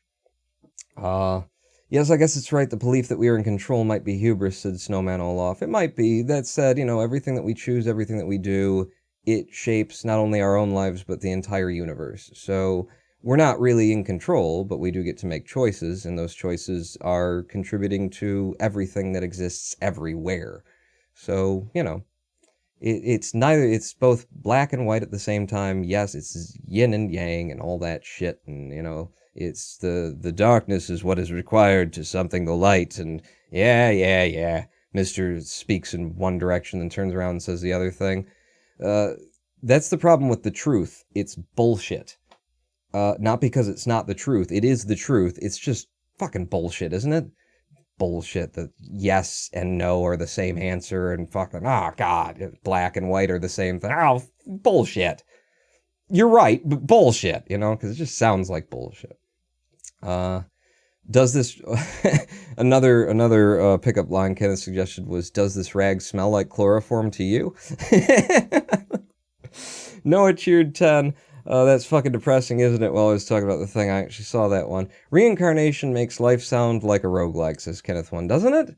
Doesn't it, though? Especially if your version of reincarnation sort of jives with my Zen masters and, to a degree, my own concept of reincarnation, where there's not really a you that goes on. Like, there is a you, but there's not a you, you know? Like, a reset is a hard reset. There's the essence of you, basically everything that's fucked up about you remains.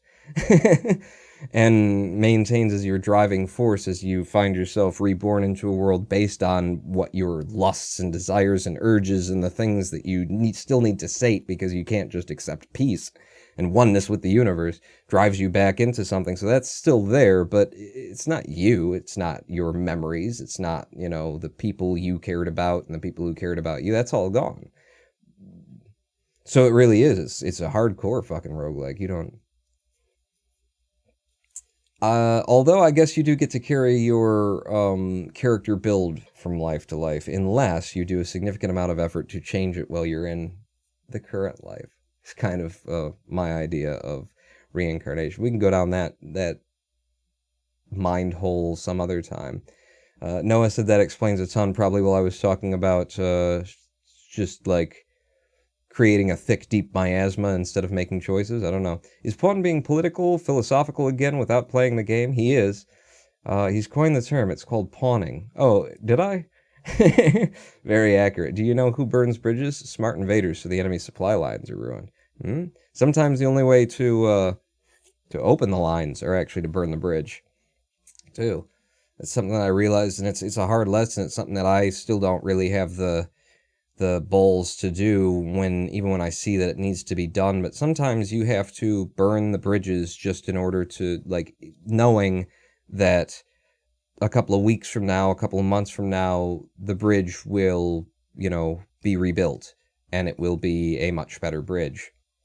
And I'm talking about interpersonal, you know, relationships at this point, because people get locked into ideas about who you are and you get locked into ideas about who they are that are unfair to one another. And sometimes the only way to get through that and be fair to one another again in, you know, especially again relating to changes, when people are making changes in their life and making efforts to change themselves, sometimes you have to, you know, basically stand up and shout in somebody's face or kick them in the nuts or do whatever you got to do in order to, you know, get them to reconsider their ideas about who and what you are in relation to them, and burn the bridge. Nuke the bridge you torched 2,000 times before. This time we'll blast it all to hell.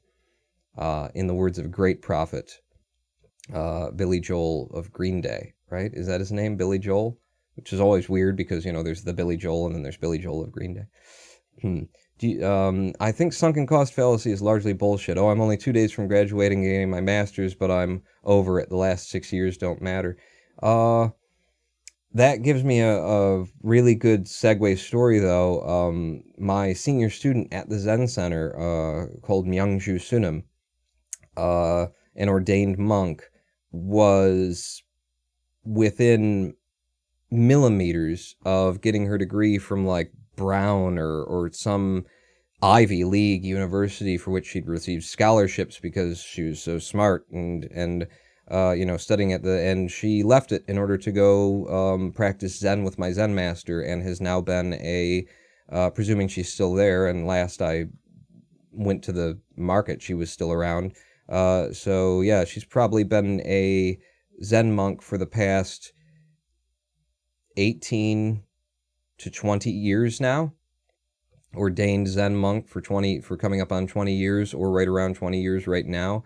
And she did that when she realized that finishing her degree would actually it would give her an out for something that she felt was very, very important. You know, when she had that degree in pocket, she could go anywhere and, you know, do what she'd studied to do if she had it, and she made the decision right there, right then, that the most important thing to her was to practice in Zen, and at least in part, as a means of making sure that when things got tough, she wouldn't walk away from it.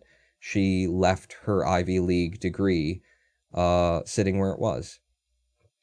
So sometimes I'm only 2 days from graduating and getting my master's, but I'm over it, leads to the rest of your life. And really does justify the idea of the sunken cost fallacy, doesn't it? Because she could have made the other decision, and maybe she'd be a high-power executive right now, making, you know, hundreds of thousands of dollars, but instead she's a nun, monk, in the Detroit Zen Center, having dedicated her life to trying to help people, help human beings who are suffering. So, just two different choices, and she made one. Pawn is still in for running relationships. What? It's just that the others don't know that. What? Relatable. Doth the pawn nevermore? Quoth the pawn nevermore. Okay. The thing is, sometimes pushing through actually gets you where you want to go. How would you know when to do what? You don't. You never will. And that was a big part of, I was talking about last live stream about the question that sits on my shoulder, what's worth doing. A big part of my earlier life was the idea that you will never know what the right thing to do is.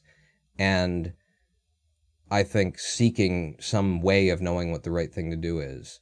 But when you get down to it, sometimes, like I was just saying with the idea of burning bridges and you know, saying things that feel as though they, or that you know and you are correct about, will like wreck a interpersonal relationship with someone, at least right now, on the hope that it will be rebuilt in a way that is tenable and sustainable into the future, because what's going on right now doesn't fucking work. You know, you sometimes doing the awful thing, saying the horrible thing in the wrong moment is the best thing that can be done. And in that moment, it will feel awful, and people around you will look at you and like you're a fucking monster and you're a horrible person, and you will feel like shit, and everyone will treat you like shit, and yet you may have just saved the world from the alien invasion. You'll never know. Doing the right thing can result in the worst possible outcome. Doing the wrong thing can result in the best possible outcome. It's the old concept of, you know, if you could go back in time and kill Hitler, who would arise in Hitler's place? You know, maybe Hitler was the best version of the world that we could have possibly had, given everything that was going down right then. Maybe Hitler killed the mega Hitler, you know, in his waves of genocide and shit. You don't know. You'll never know what's good and what, you know, and the idea of what's good and what's bad is all up to you. We like to think that there's a, you know, fundamental truth to what's good and what's bad, but how can you know what's good and what's bad when you'll never know that it, you know, doing the thing that you consider to be bad might be the thing that, because you did that, it changes someone's experience and later on saves lives, because you'll never fucking know. So you have to, you know, that's why the idea of living life as though you are a purely logical entity, always playing the odds and always making the quote-unquote right choice based on the statistical, you know, ideas, and making sure that the choices that I make in youth are the ones that will set me up with the money that I'll have later, as opposed to, say, following your own passions and creative drive and things like that. If they don't happen to align, what's more profitable that I could be doing, or what do I actually want to be doing, which for most people is the case, you do not know which of those is the better way. You cannot know. And you can play the odds and play the statistics and play the markets and think that you're going to, you know, put in your savings account into the market and it'll gain 7% per year on average over the course of 30 years, and it can do that. And, you know, you played the game right, and then in the year that you go to retire, the housing bubble could burst. and now you either have to keep working for another 5 years, in which, course of time you'll develop cancer and die before you ever were able to get your money out, or you have to sacrifice like the bulk of your money because the market's in the shit. You will never know.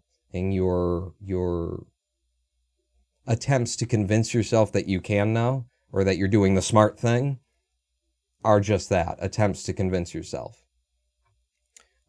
Which is why I heartily recommend that everyone get in touch not only with their logical mind, but also their emotional experience. Because the idea of a gut check, what feels right, is just as valid and just as important as a statistical analysis. There's been many a situation. I remember there was a job when I was still able to work as a janitor, where a couple of my friends had left the place where I was working and gone over to another place, and they came back to me and said, "This place is great. You would love this. You should apply here. I'll make sure that you get in, because, you're good at what you do. You're a good janitor," which is harder to come by than you'd think. A reliable person who actually shows up and does the work and isn't trying to cut all the fucking corners off. So they offered me the job. I had friends already there. They were telling me that it's way better. It's, you're going to like it. I think it paid more too. And, I went into the office to fill out the forms and filled out the forms, and just being in that office, my gut was saying, nope. There's no logical reason. My friends are here. Looks like a good job on paper. My gut was saying, abso-fucking-lutely not. This is not going to work out well. And so I said, and, just went to my friends and said, sorry, I'm just getting that gut feeling like this is not the right thing to do. And I have gone against my gut enough times and been burned to know that I'm going to go this way. So yeah, if you think that, your intellect and your logic and your statistics will save you, nothing's going to save you. At the end of the day, you just have to make the choice that you'll be happiest with, even if it turns out bad. And if that means, following everything dryly statistically to what you count to be its end result, then that's what you do. If that's what's going to make you feel best, regardless of how it turns out. For me, I like to play the ponies. I like there to be a little bit of gamble in my life. I like there to be a little bit of excitement going on. I like to roll the dice a bit, and I also like to trust that inner sense that tells you things that you can't possibly know, and maybe is wrong. But you have that sense. Even if it's bullshit, I'd rather do that, because at the very least I can say it's my own internal random number generator that keeps things interesting. I just follow the fucking statistics all the way to my life. I guarantee I'll be buying a fucking Corvette, in my mid-40s, because I'll be looking back going, shit, what have I done? What life have I led? Did I choose any of this? Like everything, there's no right answer. It's all situational, says Victini. Yeah, your argument is the sentinel or the coward stronger, says Victini, and like everything, there's no right answer. It's all situational. Yep. And he said that ages ago, and I just got done talking about it. Every type dumb shit so we can get Pawn to read it on the stream. Everyone typed, yep. That must have been as the break was coming up. This sounds like a Christmas song remix. Don't worry, I'm just chilling here with my Dickens cider, says Noah Cry. You got Dickens cider? It's not that, fucking Oliver Twist brand Dickens shit, is it? That's just awful. What you want is some good Nicholas Nickleby Dickens cider. That's what I'm talking about. I prefer Dickens cider. I love the fact that even though I caught him kind of off guard, Pawn switched fast to Wise Zen Man again. I appreciate it and still don't get how this man is not just so much more popular. I get that the Marvin-like combo of cynicism and wittiness might not be for everybody, but still. Yeah, and I fly back and forth, don't I? I get just uplifting and then immediately and by the way, we're all gonna die. Just at the same time, somehow I managed to ooze the yin and the yang, and it's they taste better individually than when you just mush them together. That's why you got white and black, and it's not just an image of brown swirly, that's what you are. If your mother is sick, you should try to get the Alpha Cure mom. What? As a deliberately lazy person, don't make me feel bad about missed opportunities, says Victini. Hey, if you are choosing to be lazy, if you look up the plum tree or the fig tree or whatever the fuck I was calling, and you see the plum there and you go, I'm going to pick the lazy bastard plum, then, you know, you're not sitting under the plum tree as they all wither off. You made a choice. As my Zen master said, at least by proxy, through my senior student, the world needs lazy Buddhas too. I don't know what that means really, but I liked that quote anyway. And then there's the Bloodhound Gang. I'm mighty tighty whitey and I'm smuggling plums. That's sure. I'm Jimmy Pop here in a jippy. Heat me up and add oil. I'm like a zit of word, a cornicista fester and boil. I get under your skin and I sabaciously form. I'm as deep as the plot to an amateur gay porn. This stream is making me wildly uncomfortable, and I'm not sure if that's good or bad. It's gut check. You know, you can't do it by the statistics. Noah says, I've been an ad delivery boy, a 3D modeler, a programmer, and now I'm a junior engineer. I'm pretty happy where I am now, actually thinking about it. I don't know why I feel so shit when everything in my life is going the way I've been wanting it to go, says Noah. And you're so fucking young, to have already been those different things. Victini says, it seems like everyone is somewhere, but it feels like I'm still getting to wherever I'm going. Oh, I don't know. It feels like everyone is somewhere. How can you be in two places at once if you're not anywhere at all? I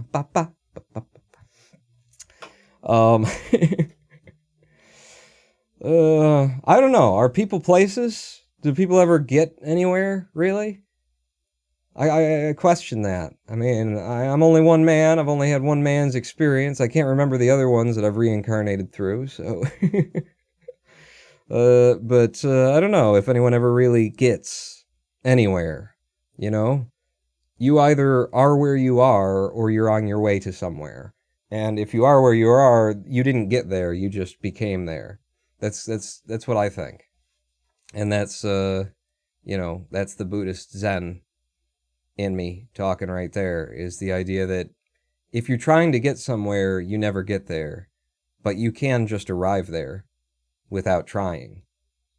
But I don't know that anyone ever really gets anywhere. They just either have arrived, they either just arrive spontaneously, or they're always on the way. And you know what? That kind of weird philosophy and theology just works perfectly with math, doesn't it? Because you can never get to a whole number if you keep, going halfway, going in steps of halves, can you? You can't ever actually get anywhere. You'll never get somewhere if you keep going half, half, half, half. There's an infinity between you and where you want to go, and the only way to get there is to just arrive spontaneously, and then you'll be there. But if you try to travel there, you will always be halfway from where you're trying to get. I like that. And math backs me up, so even more so. Now I've got the plum tree in my brain to make me feel bad, says Victini. Well, read Sylvia Plath and then read something a lot happier, and also maybe take some antidepressants while you do, because she killed herself. Victini says, I think everyone is 100% in control of their life. You can't control what happens, but you can control how you take it, and what you do with it. You can't control the oceans, but you can steer the ship, if that makes sense. That's a big part of Zen, is you have authority over everything that you do. And that's the one thing that you have authority over, and that's your birthright. You get to control what you do. And nothing else. Which means you are also responsible for everything that you do.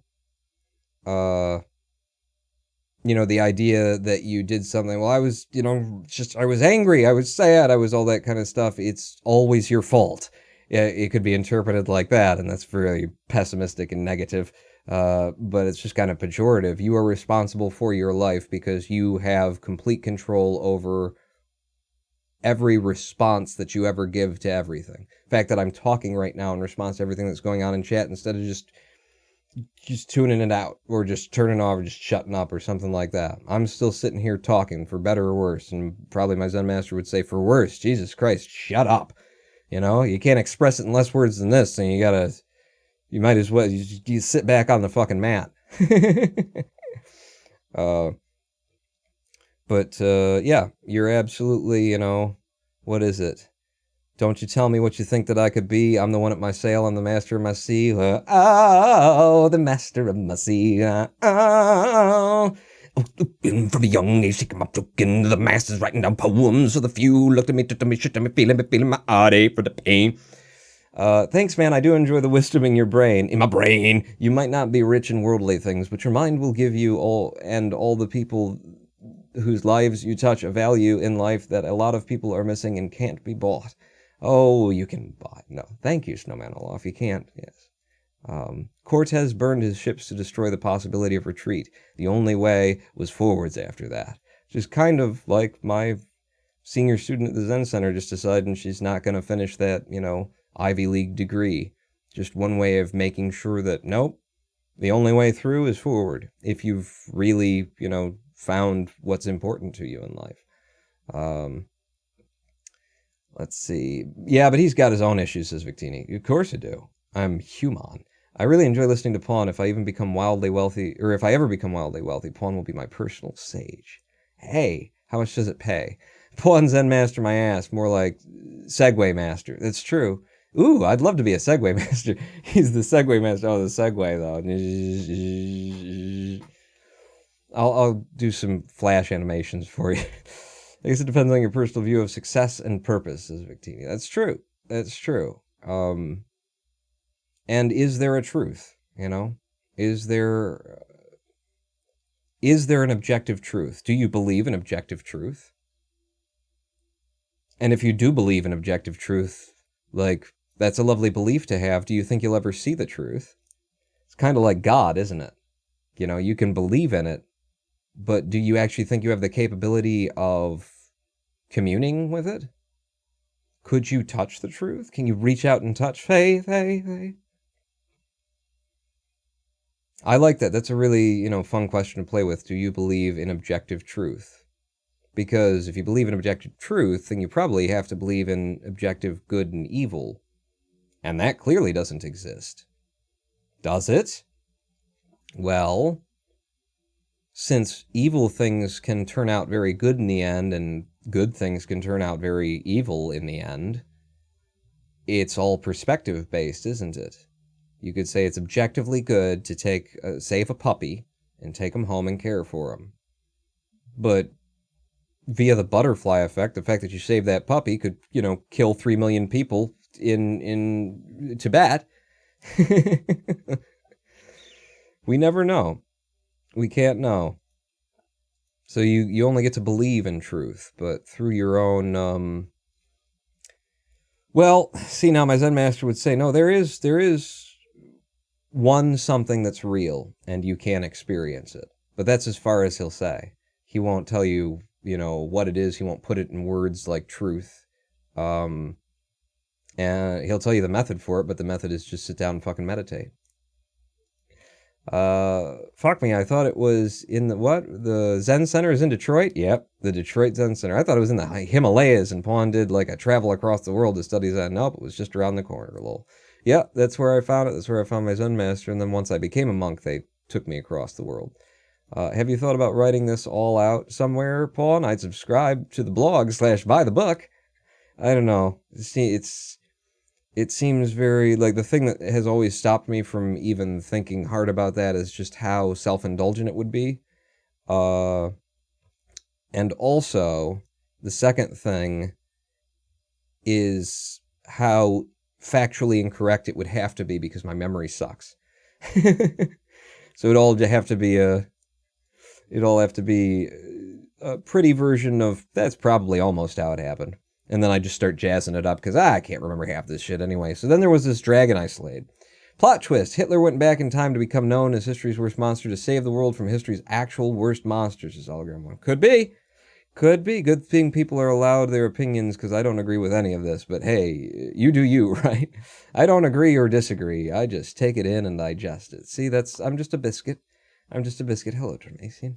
It takes a lot of time to understand Pawn. I've been here for like 4 years, so I think I get him a little bit. Is he still going to play Minecraft? No, says Jermason. I don't know, maybe not. Actually, if you go 2 halves, you have a whole. Yeah, that's true. If you can go 2 halves to have then you can have a whole. But I like that idea that the only way that you can get somewhere, because if you ever travel toward it, you'll always only be halfway there, is to just spontaneously arrive, which is sort of like deciding that I'm going to use the number 1, as opposed to start from 0 and go toward the number 1. I'm just going to start at 1. I'm just going to be at 1. Boom, I'm at 1, which is what you can do. But if you start at 0, you'll never make it to 1, because you'll always be halfway there.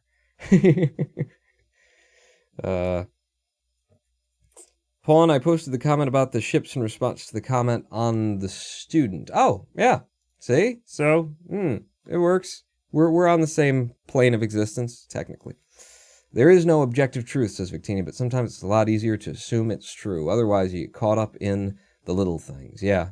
Hard to have just human language unless you operate in absolutes like blacks and whites and truths, which is why it's very little of the Zen practice involves language, at least when it's being done, by people who know what the fuck they're doing and who are actually practicing Zen, and not the people who,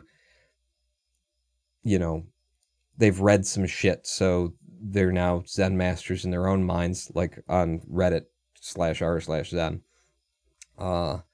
There can be objective truth, says Hologram 1. Victini says nothing is definitive. I don't know. The Zen master says there's one thing that is real.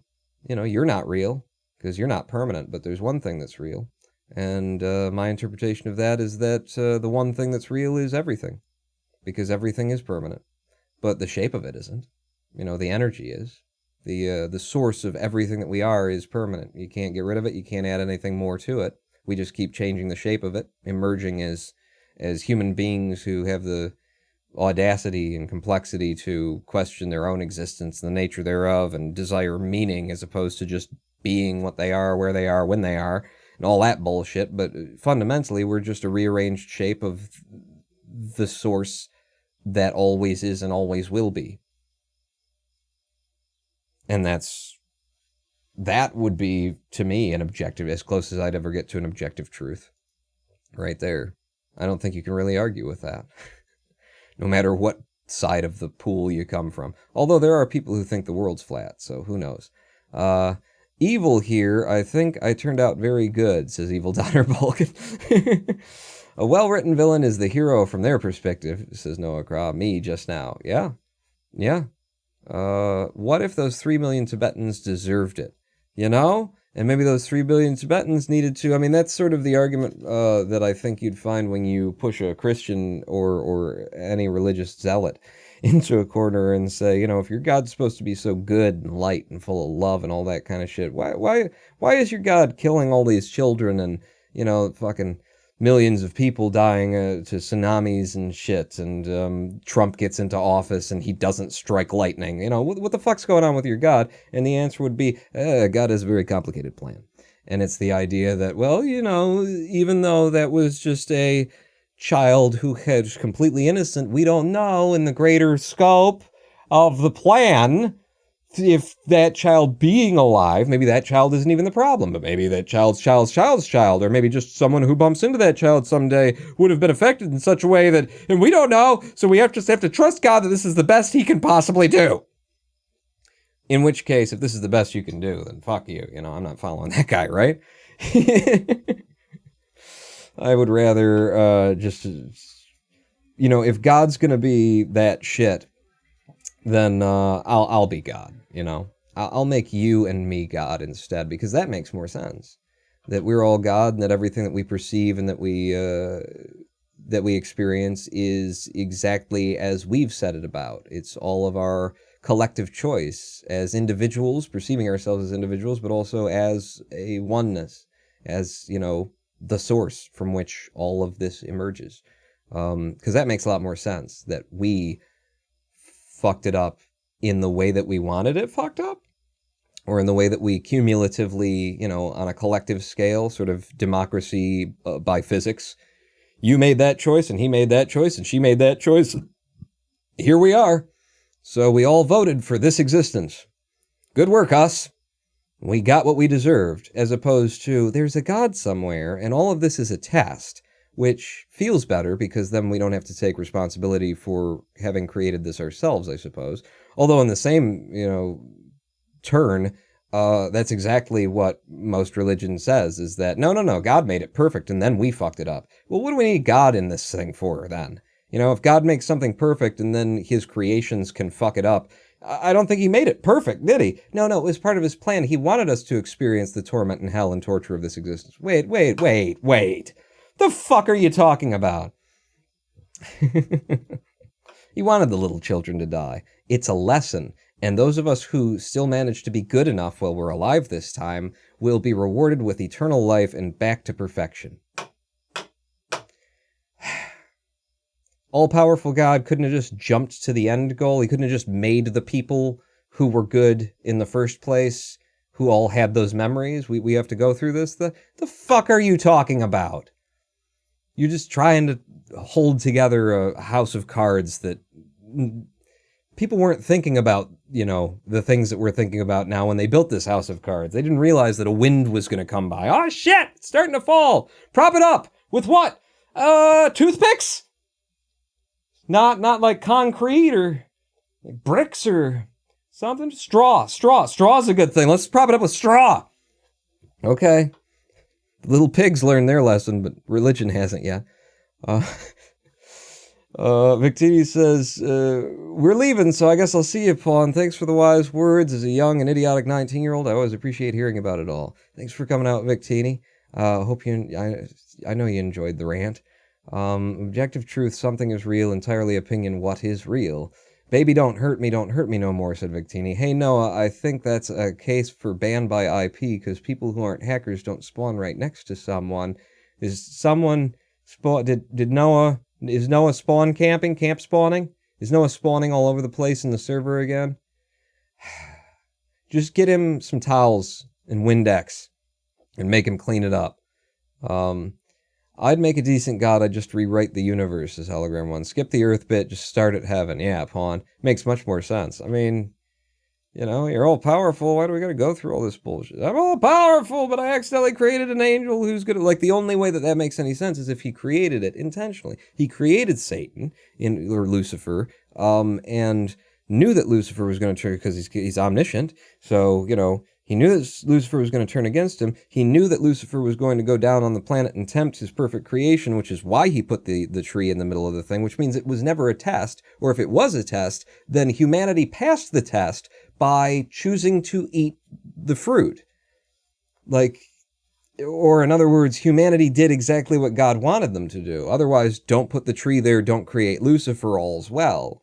So it's either this really fucking weird, convoluted loop of I did this to make you do that, so that you'd do this, so that that would happen, so that we would, and then ultimately, and in that case, like, none of the end of time stories where God comes back and saves only the chosen few make any fucking sense or have any smack of morality or decency in God's greater plan.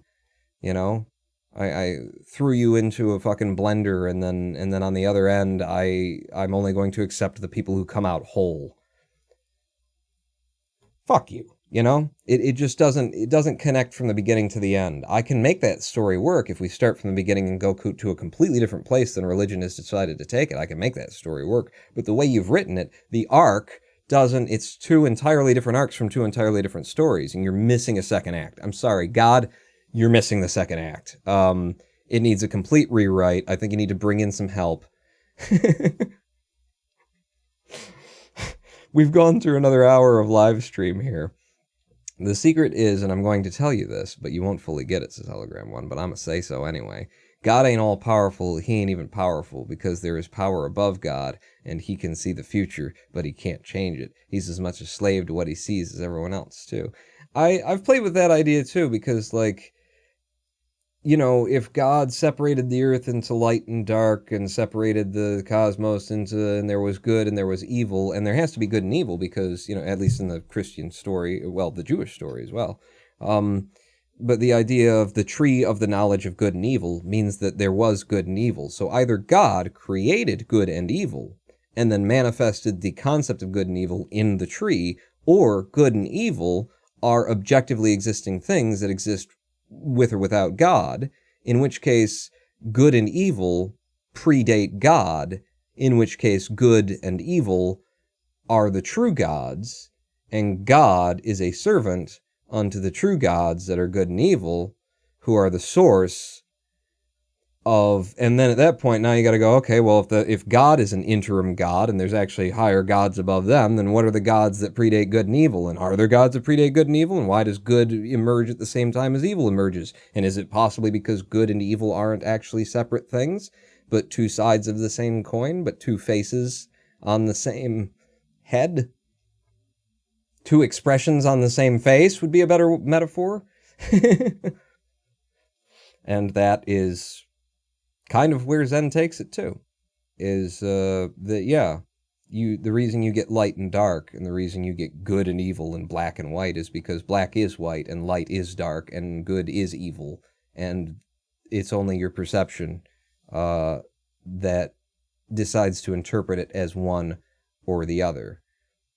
Which kind of ties into string theory in terms of everything being in a superpotential state until you choose to observe it. And once you choose to observe it, your choice in the methodology of observing it, or your perspective in observing it, causes it to become what you think you see. Is a very kind of hippy-dippy woo way of expressing, concepts of quantum mechanics. The superpositional state of, just potentiality, just ultimate potentiality that doesn't necessarily become until observed and is therefore defined by the observer. So good and evil are actually one thing that exists, that is real, sure, but good is not a thing that exists, and evil is not a thing that exists. Good is a perspective's view on the one thing that actually does exist. Evil is a perspective's view on the one thing that actually does exist. And everything, if good and evil are subject to these rules, everything that exists is a perspective on the one thing that actually does exist. You give it shape and form. You give it a name. You turn the screws. You tear down the bridge. Flimsy as it is, it's businesslike. You twist the knife, then go home to kiss your wife. A bigger, better slice is what you'd like. Red, white, and blue. You turn the screws. It's what you choose to do. Hey! Alright, it's getting creepy in here. I gotta take a break. 7 minutes. Pawn not out.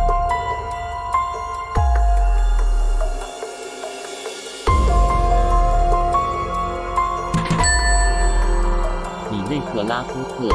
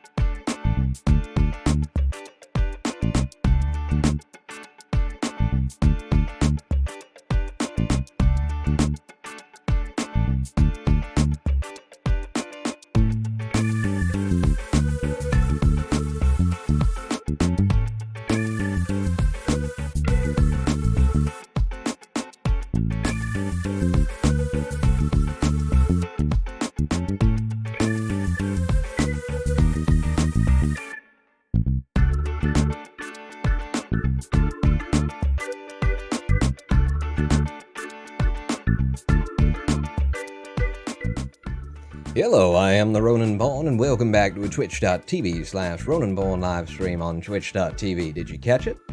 The eyes darting to make sure the levels are jumping?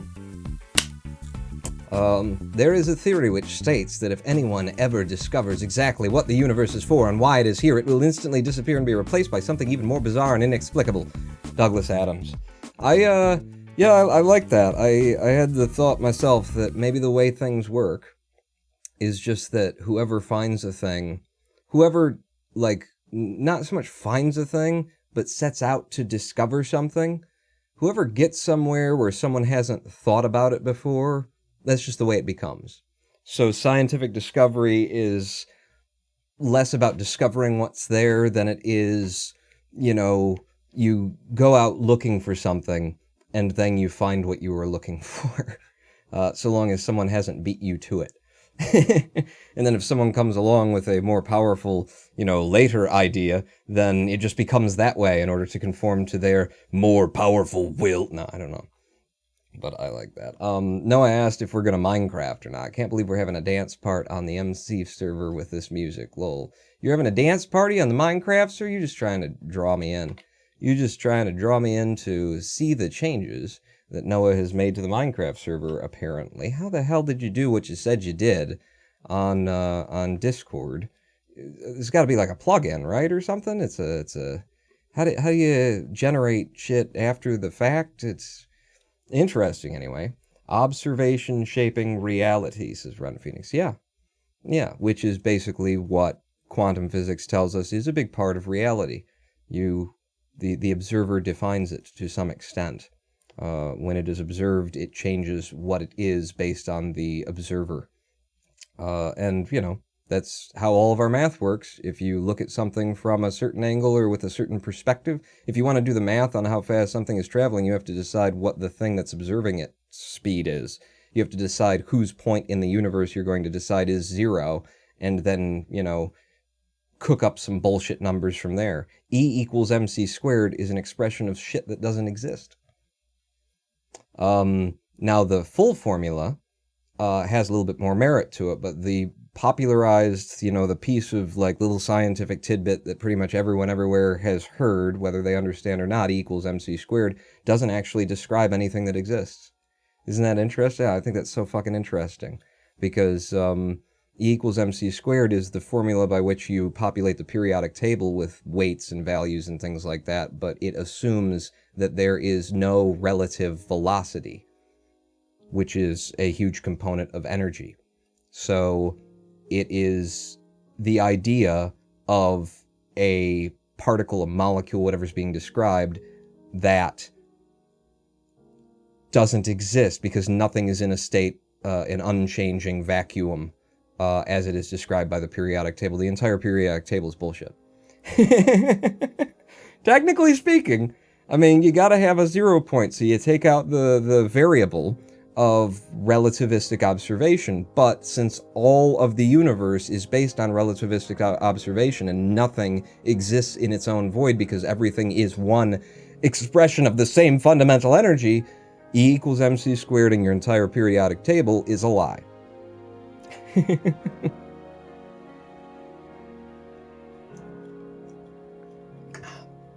Yeah, your face is self-centered, Noah. And he's like, I hope so, because otherwise, if it's off to one side, people don't like me as much. They won't vote for me. Wow! You managed to actually get a dance party going. There's 5 of 50 people on mc.ronanpawn.com. You know what? Before I actually switch into the game, perhaps what I should do is be a good streamer. And if not, I'm not going to change the title, but I will at least change the category, if only on Twitch, fuck YouTube, to the Minecrafting. We're crafting of the mines on mc.ronanpawn.com. If you'd like to join us now. It is the up-to-date modern vanilla version. So no mods required, no extra special anything. Just what you're going to need is a pig.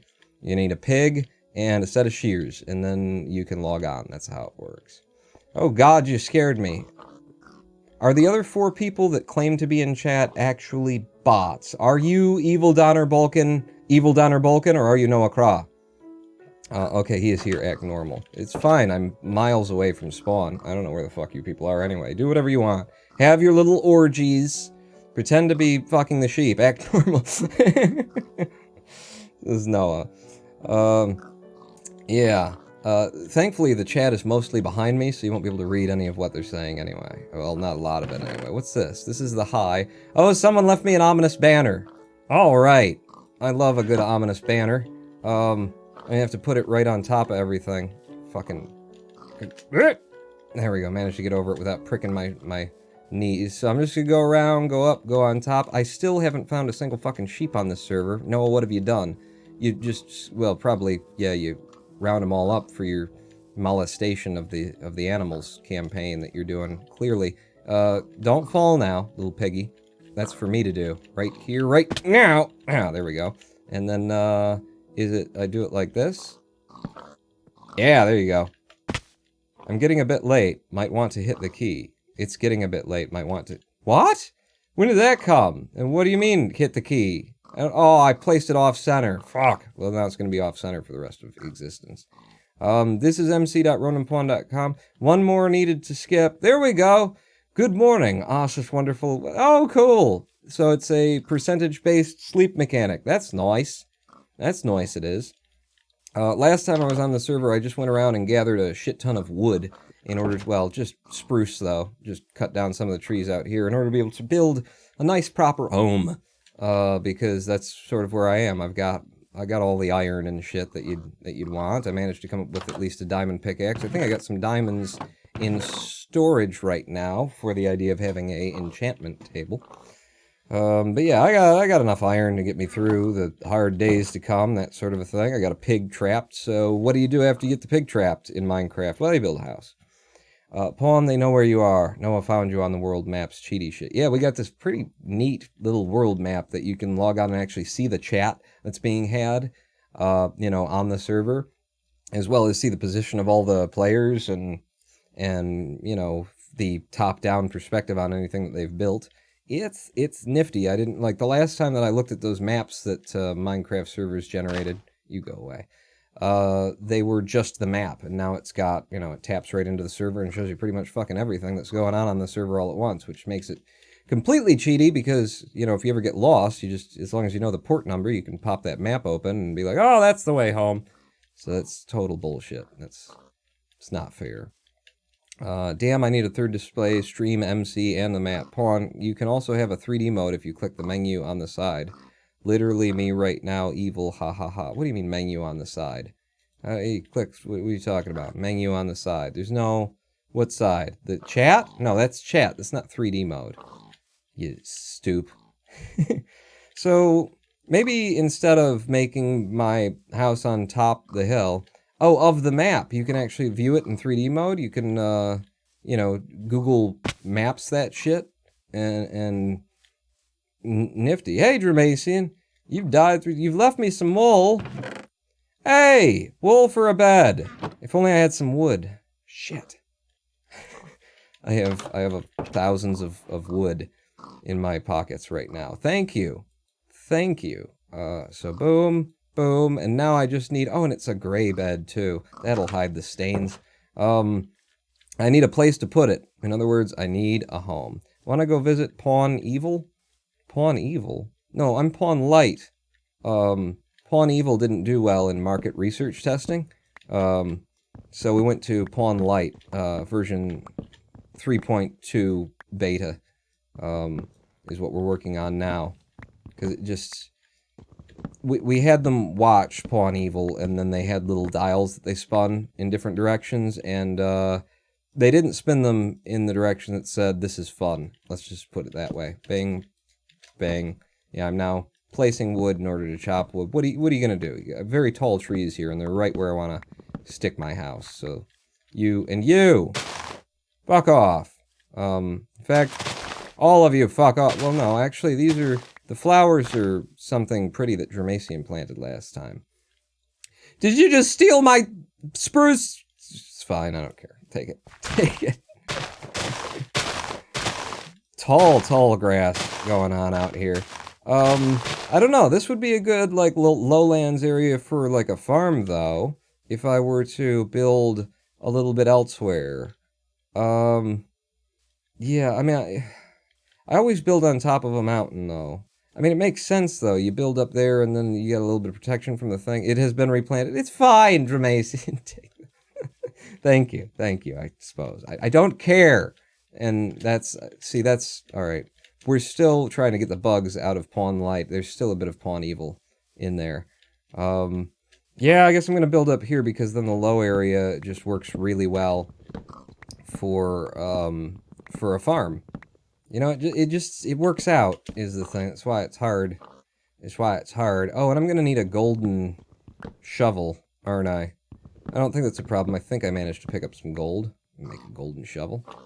I've got a golden shovel. I've got a golden ticket in my pants. And if you reach down in there, it will dance. And feel... It's a soft metal. It's a soft metal. So there's that. Just bear that in mind. Gold. I just watched Yahtzee Ben Croshaw keeps putting out the you know, entire year. I can't be harmed apparently by snowballs. Hello, Noah. Hey, you're all ironed out and whatnot. This is different than last I saw you. Also, you seem to have an ocular implant. That's been there for years, though. Hello, Evil Donner Balkan. You haven't died as many times as Server Administrator has. I'm just gonna keep chopping wood. What was I saying? Fuck, you completely derailed me. I was on a Yahtzee. I was watching his, he keeps putting out an entire year of zero punctuations with zero punctuation. I was watching the 2011 one, which was apparently like when he did his review of Minecraft. And it was just, it was quite entertaining to hear him talk about, you know, and apparently Minecraft has decided to go the realistic route where gold armor isn't an upgrade, but instead is just shit and heavy and too soft to be useful. Actually, there's no heaviness to it, I suppose, but, you know. I remember discovering that myself and not being sure when I went to first try and make... Hey, some ink sacs. You've been killing squid. That's evil.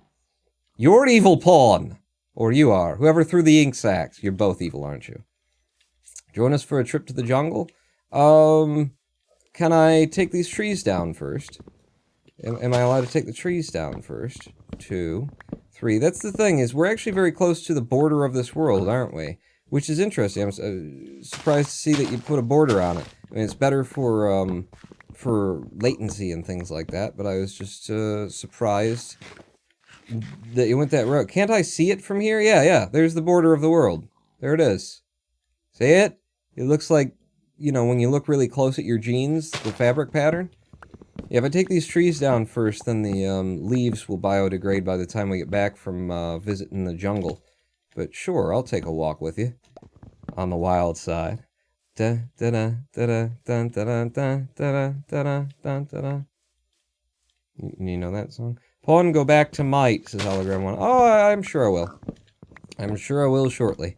Especially since in my my local playthrough that I really put quite a bit of effort into and was having a lot of fun in and getting places, I made a portal to the Nether and found out that there's no Nether fortress like within any good place for me for what I would need. Like I walked off 20 minutes, half an hour in multiple directions each and never saw hair nor hide nor sign of it, and that just, it's like at that point, it's like a lot of work, isn't it? Alright, where's my jungle crew?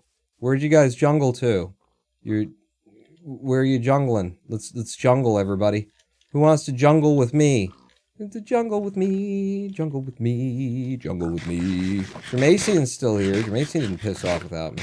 Let's go, Evil, says Noah. Where are you? I don't know what direction to go. Also, I need to dump some of this wood in a chest, probably. And I don't have any chests.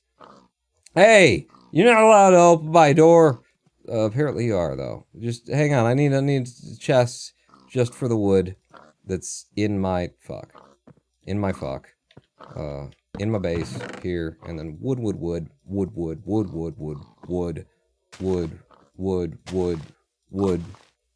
and then I'll keep some of that wood. But you gotta go. Alright, stop it now. The pig's trying to teabag me. I feel that. Bad pig. You stay inside. Alright. I'm ready to go. Don't, okay. That's gonna be my farmland. My farmland! And this, what are you doing? Where are we going? Let's go. Let's go, let's do it. Let's do it, let's go. Let's go. Let's go, let's go. Let's go, let's do it, let's go. Oh, you guys are running? Oh, how do you do that? What's the button? It's very dark out. I've made everyone wait too long for this. It's a bad idea. The creepers and the evils and things. There's not gonna be enough people to sleep. Double tap W. No, you double tap, or you're a double whatever you said. I'd use control. I just hit it with the third participle of my, of my mandibular pinkathy. Kenneth is sleeping. Okay, apparently just Kenneth needs to sleep. If Kenneth sleeps, then we're good. Excellent. Excellent. The night has been skipped. So we're going to see a jungle, since the map dimensions are limited, apparently. I don't know in this giant, spanning, never-ending spruce forest where we've only got one color of fucking wood. Ooh, right-click slave. Where we're ever going to find a jungle. How could there possibly be a jungle anywhere if we don't have enough space on the ground and it's all just fucking spruce trees? Noah, you seem lost. And you're making me hungry. With all of your running. I'm right behind you, don't worry, I'm still up your ass. I got a golden ticket. I don't have the map open, Lola. Lola. Her name was Lola. She had a Trans Am. She drove a Firebird once, but she liked Trans Am better. She drank Dr. Pepper. That's how the words go. And they say, you don't step in the... No, don't break them. Those are God's creation. It's part of the plan to have to get thistles in your fucking side. It teaches us something that we couldn't have learned if he just, like, implanted in our head with his magic Jesus powers somehow. You know? That's the point of it. Free will is very important, apparently. Where's the jungle? Oh, okay. Welcome to the jungle. We got fun and what the fuck? So, floating jungle. We needed more biomes, apparently. So, how do you get that? It's a, like, post-procedural generation? It's gotta be some kind of server-side script thing, or did you actually, like, make a jungle? Did you build that jungle, Noah? Has this been your weekend project? Is this why none of the girls like you? I put it there, says no, you put it there. You really need to get out more. Oh, good. Oh, good. I'm just glad that I'm not in VR Minecraft anymore. Because not so much for, like, a fear of heights thing, because this is fine. But, more so for VR Minecraft, I liked to climb things manually. So, you know, I'd actually be here going... VRcraft? Vivecraft? Is that what they called it? Vivecraft? Even though it works on everything now? Of course it does. Climb my ladders. Up Donner's pole. Okay. And... welcome to the jungle. Are there fun and games? Have we got everything we want? What's the name of the jungle? Kenneth, are you on his pole? Kenneth's at home. Okay. This is definitely a recreation of I mean, it's like, it's a jungle. I don't see how this is not a jungle. Do jungles usually have, holy shit, do jungles usually have, okay, is that, how'd you get there? How'd you do that? Do they usually have like a column of dirt going across from one side to the next? How did you get to the column of dirt? I don't want to break this since this is your art project that you've given up human women for.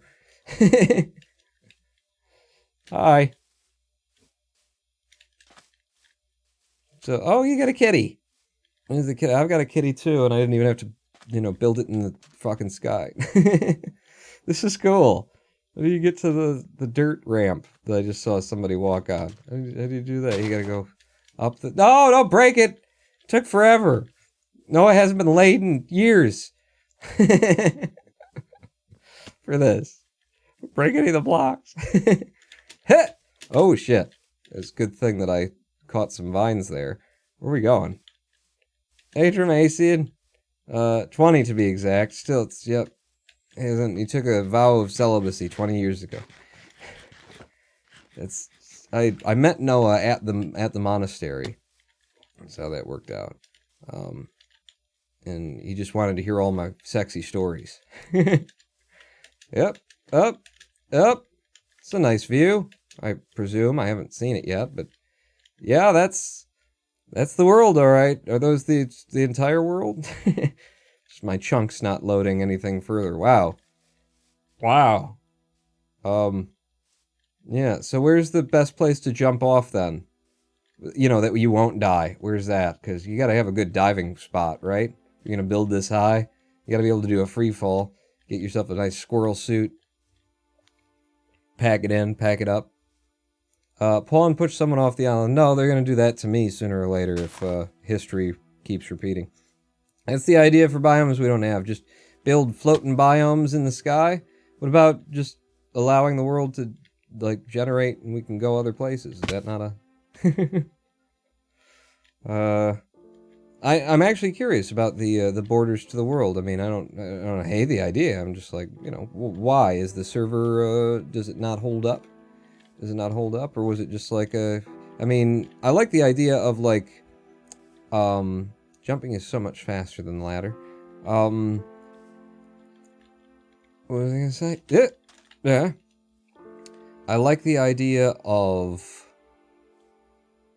world borders that only open up once certain conditions have been met, or something like that. That'd be a cool, like, server-side mod where you're locked in until... And in fact, if you're gonna do that, you might as well make PUBG, right? Minecraft PUBG. Yeah, I don't know how to get down from here. And I got my diamond pickaxe and whatnot. I don't know where the ladder is to climb back down. I don't know where I jumped from. The clouds are below me. This is scary now. Now that I have to leave, it was all fun and games. I've been expanding them when people join, so there's more space. Oh, that's cool. That's cool. It'd be neat, yeah, to, like, if they built a mod where it just opened up as you needed more space, as either a percentage of resources are consumed within the area. Oh, look, someone made a pyramid. Is it somebody's house? Kenneth, is that where you live? That looks like a very Kennethy kind of a house. I don't know. Over here, I accidentally tapped W twice. It looks like there's some water that could potentially be jumped into. I mean, you get some control over yourself in midair while you're falling, right? You think I can make it? Yeah. I can make that jump? Where's the nearest point? Looks like it's better over here. Yeah. I think I can make it. I'm gonna go for it. You ready? Okay. Run and sprint and jump. Hit! I missed. I missed a little bit. I missed just a little bit. Just slightly. Respawn. I never slept in my bed, so now I'm right at spawn. So if the jungle is anywhere near spawn, it's not. Fuck. I remember there being a big river, though. And there's big river here. Big river, keep on turning. He hasn't crapped himself yet? What? Oh, wait, he did. Yeah, so you didn't, yeah. There's a stream delay. There is a stream delay. Yeah, now I don't know where I am in the world. I'm gonna get back to a floating jungle, which you would think would be pretty easy to spot. You'd be like, oh, there's the floating jungle, but I don't know. No TP needed, I guess. Lol. I jumped a second time just for fun. Now I've got a death, and it's all Noah's fault. For building a jungle in the sky instead of accepting the physical love from beautiful women. It's not as though not doing that, not building any jungles has gotten me any physical love from women, so I don't know exactly what I'm talking about. Says no. Wacky Becky, says Ren, still alive. Still alive and it makes me glad. Yeah, does anybody know, like, what direction from spawn would be the jungle? Because I don't have the map open. And I don't want to have to, like, click out and go to my browser and click again, and then there's a bookmark. This was a triumph. Was it? Was it, though? Alright, fucking browser me. Browser me up, and then bookmark. Bookmark. Ronan Pawn map. Zoom. Floating jungle over there. So it's to the south? I mean, it's a different color of shit. That's probably the floating jungle that I'm seeing. 3D mode. If I were to turn it on. Alright, I'll show you. Show you what I'm seeing. So it's this, and then the 3D markers, players, the zooms, and the... What's this? 3D mode? Is that it? What happened? Where's the... You guys are all here. Good for you. Oh, is that the floating jungle? You're all still there. Where the hell am I? Jungle is northeast of spawn. Yeah. And where am I? Because I was right at... Well, I mean, I died, so I would have spawned near spawn. But I don't see myself on the map. Is it because I'm paused? You have to be unpaused, and then I appear on the map? Oh, fucking... It's northeast... I gotta get back in the game before everything killed... Oh, hi! You TP'd me to it. That's why. I was in the crowd of other players. Hey, now I can fight with other players. It's great. Get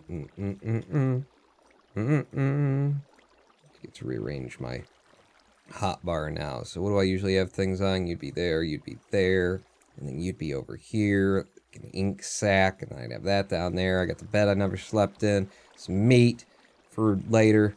And then with the U and the, I don't know, just things generally in places. And lovely. Thank you for the teleport.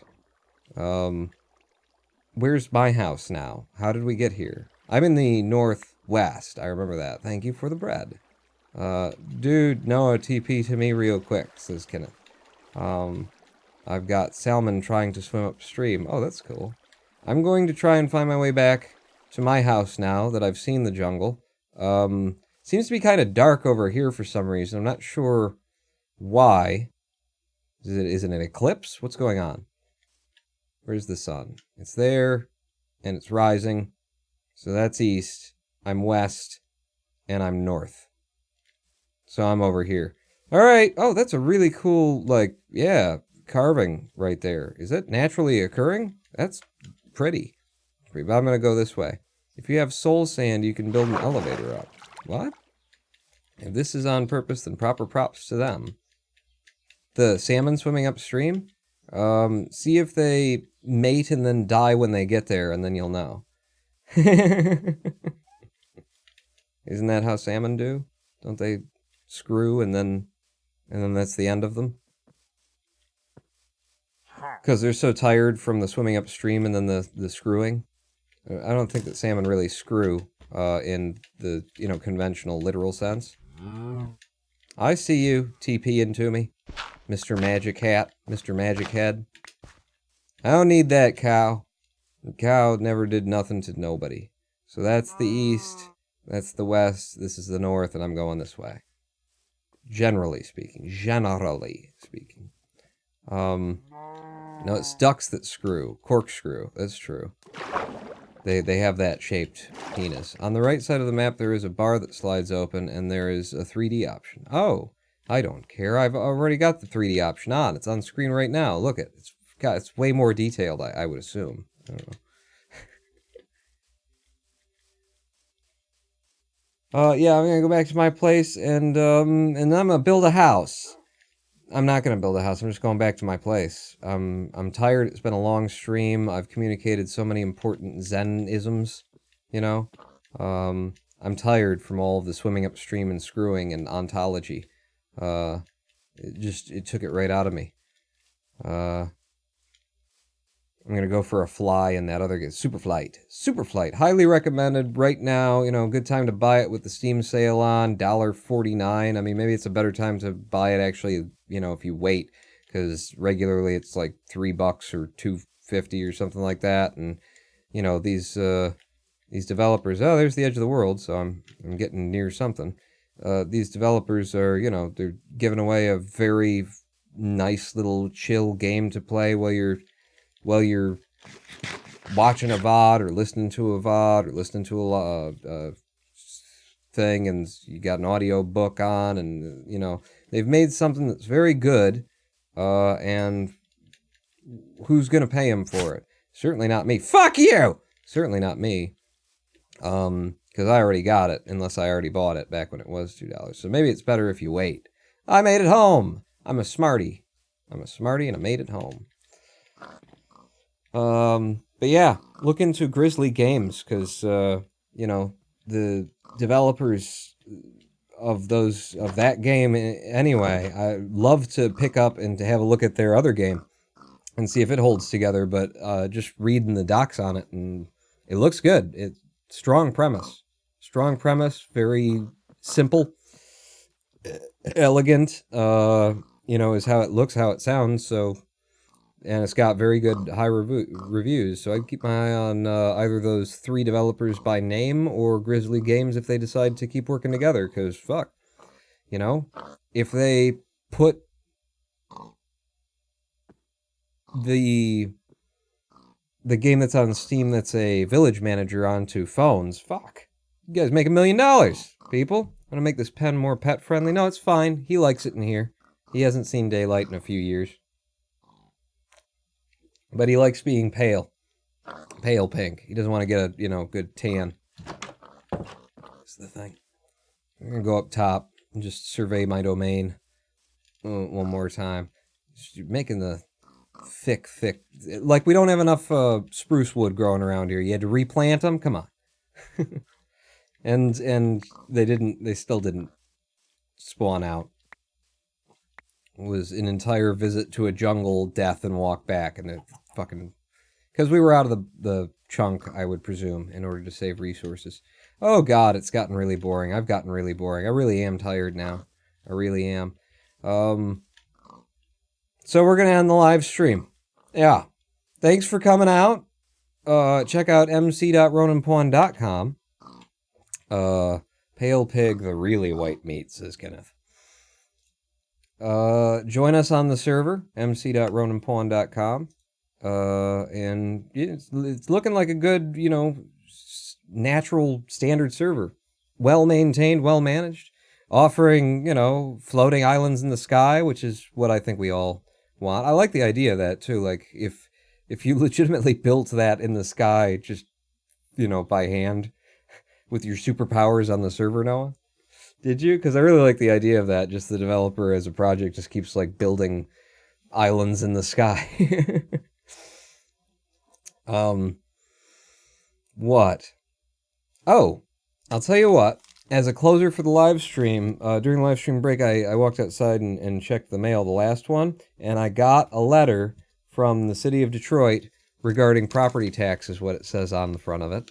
And if you know the history, I sent them a letter that basically, you know, I don't expect a pleasant response. This will be the third letter I've gotten back. The first one was very, like, official. And the second one was on official documents, but it was just like, you know, in fact, it's right over here. This letter is being issued by the City Income Tax Administration for the following reasons.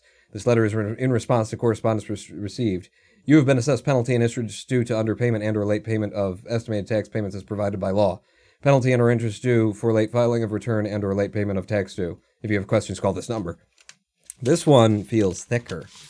This one feels quite a bit thicker. So let's see what they put in here, and I got to keep it off, you know, I got to keep it down because God knows what information could be in here. Property tax payment options. See what's new. New for year 2019. The city has a new mailing address. Let's hope that they accept electronic payments, huh? All checks should now be mailed to the new address on the tax bill. Comerica bank branches will no longer accept City of Detroit property tax payments. I had no idea that you could pay, that any bank would do that in the first place. I'm not a Comerica bank person, so... But that's cool. They're taking a payment option away. Property tax payment options. Mail. Okay. Oh, this is property tax. Nothing's changed. This is property tax. I'm going with them income tax. Property tax is fucking... It's nothing. Like, what we have in Detroit is we've got these little DivDat kiosks that you can go up to and pay your property taxes and some other things, I guess. I don't know, it's kind of weird. But it's the idea is to, you know, have the ability of people to pay by cash. So there's little, you know, ATM kiosks where you can pay your property tax for the year. I don't know what else they serve, really, because it's all I've ever used them for. But you also get an app that you can use on your phone in order to pay your property tax. That's Wayne County. They say it's the City of Detroit Office of the Treasury, but who you're paying is Wayne County. And if it was the City of Detroit, then I would be able to pay my income tax through the DivDat, wouldn't I? But I can't. Which is great for me, because that's going to be my argument when I send them the second letter telling them to go fuck themselves. So what does this tell me? I've got this document here I'm trying to hold, you know, a little bit off screen. It tells me that for the year of 2019, my summer tax bill for this property, bought it for $2,501 3 years ago, foreclosed. This property is currently being valued at, well, let's just jump to what they want from me. My total taxes are... There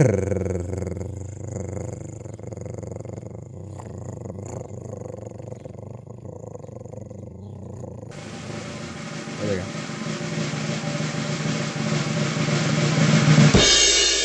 $478.75 for my summer tax bill. That does not include special fees.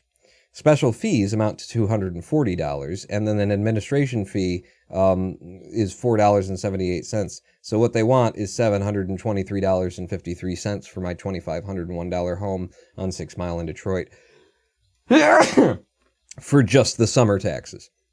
The winter taxes will be almost meaningless in the amount. They're like less than $100 usually, but the summer tax is where they really get you.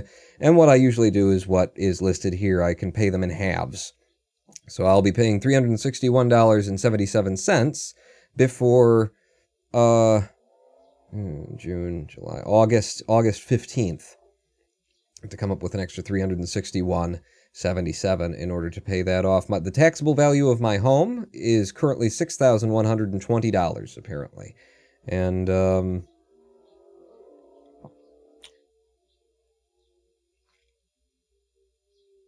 don't know, it's a bunch of bullshit.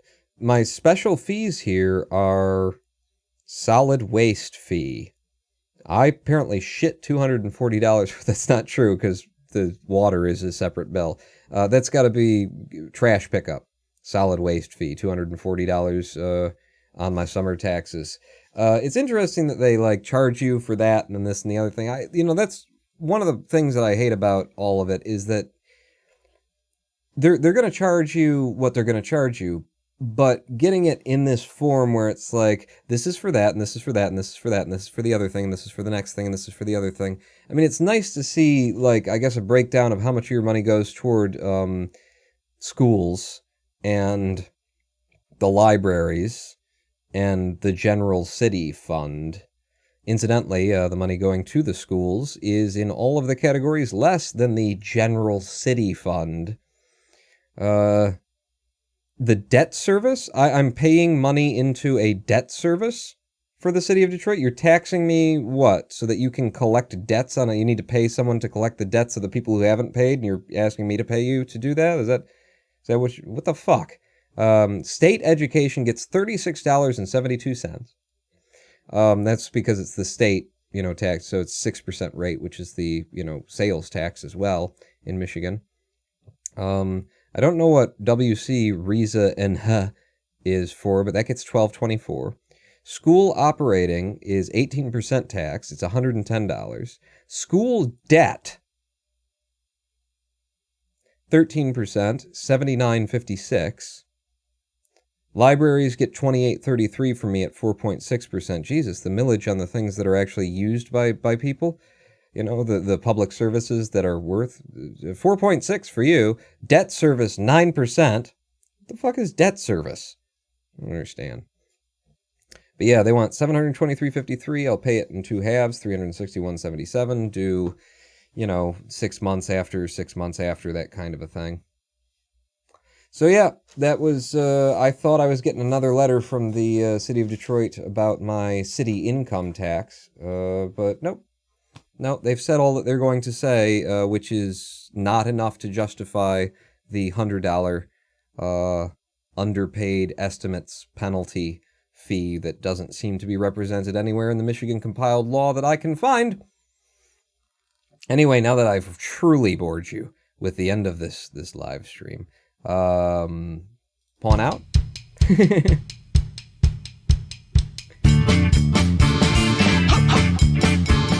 I am the Ronin Pawn. Debt service, says Ventatsu, is paying interest on a debt but not paying principal down. I don't have any debt with them. I pay my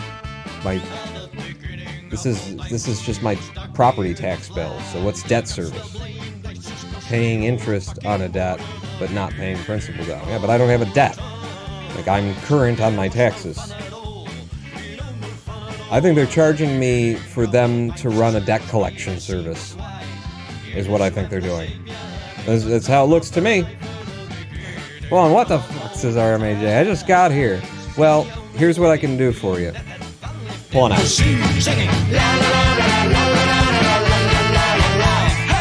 God, that's good.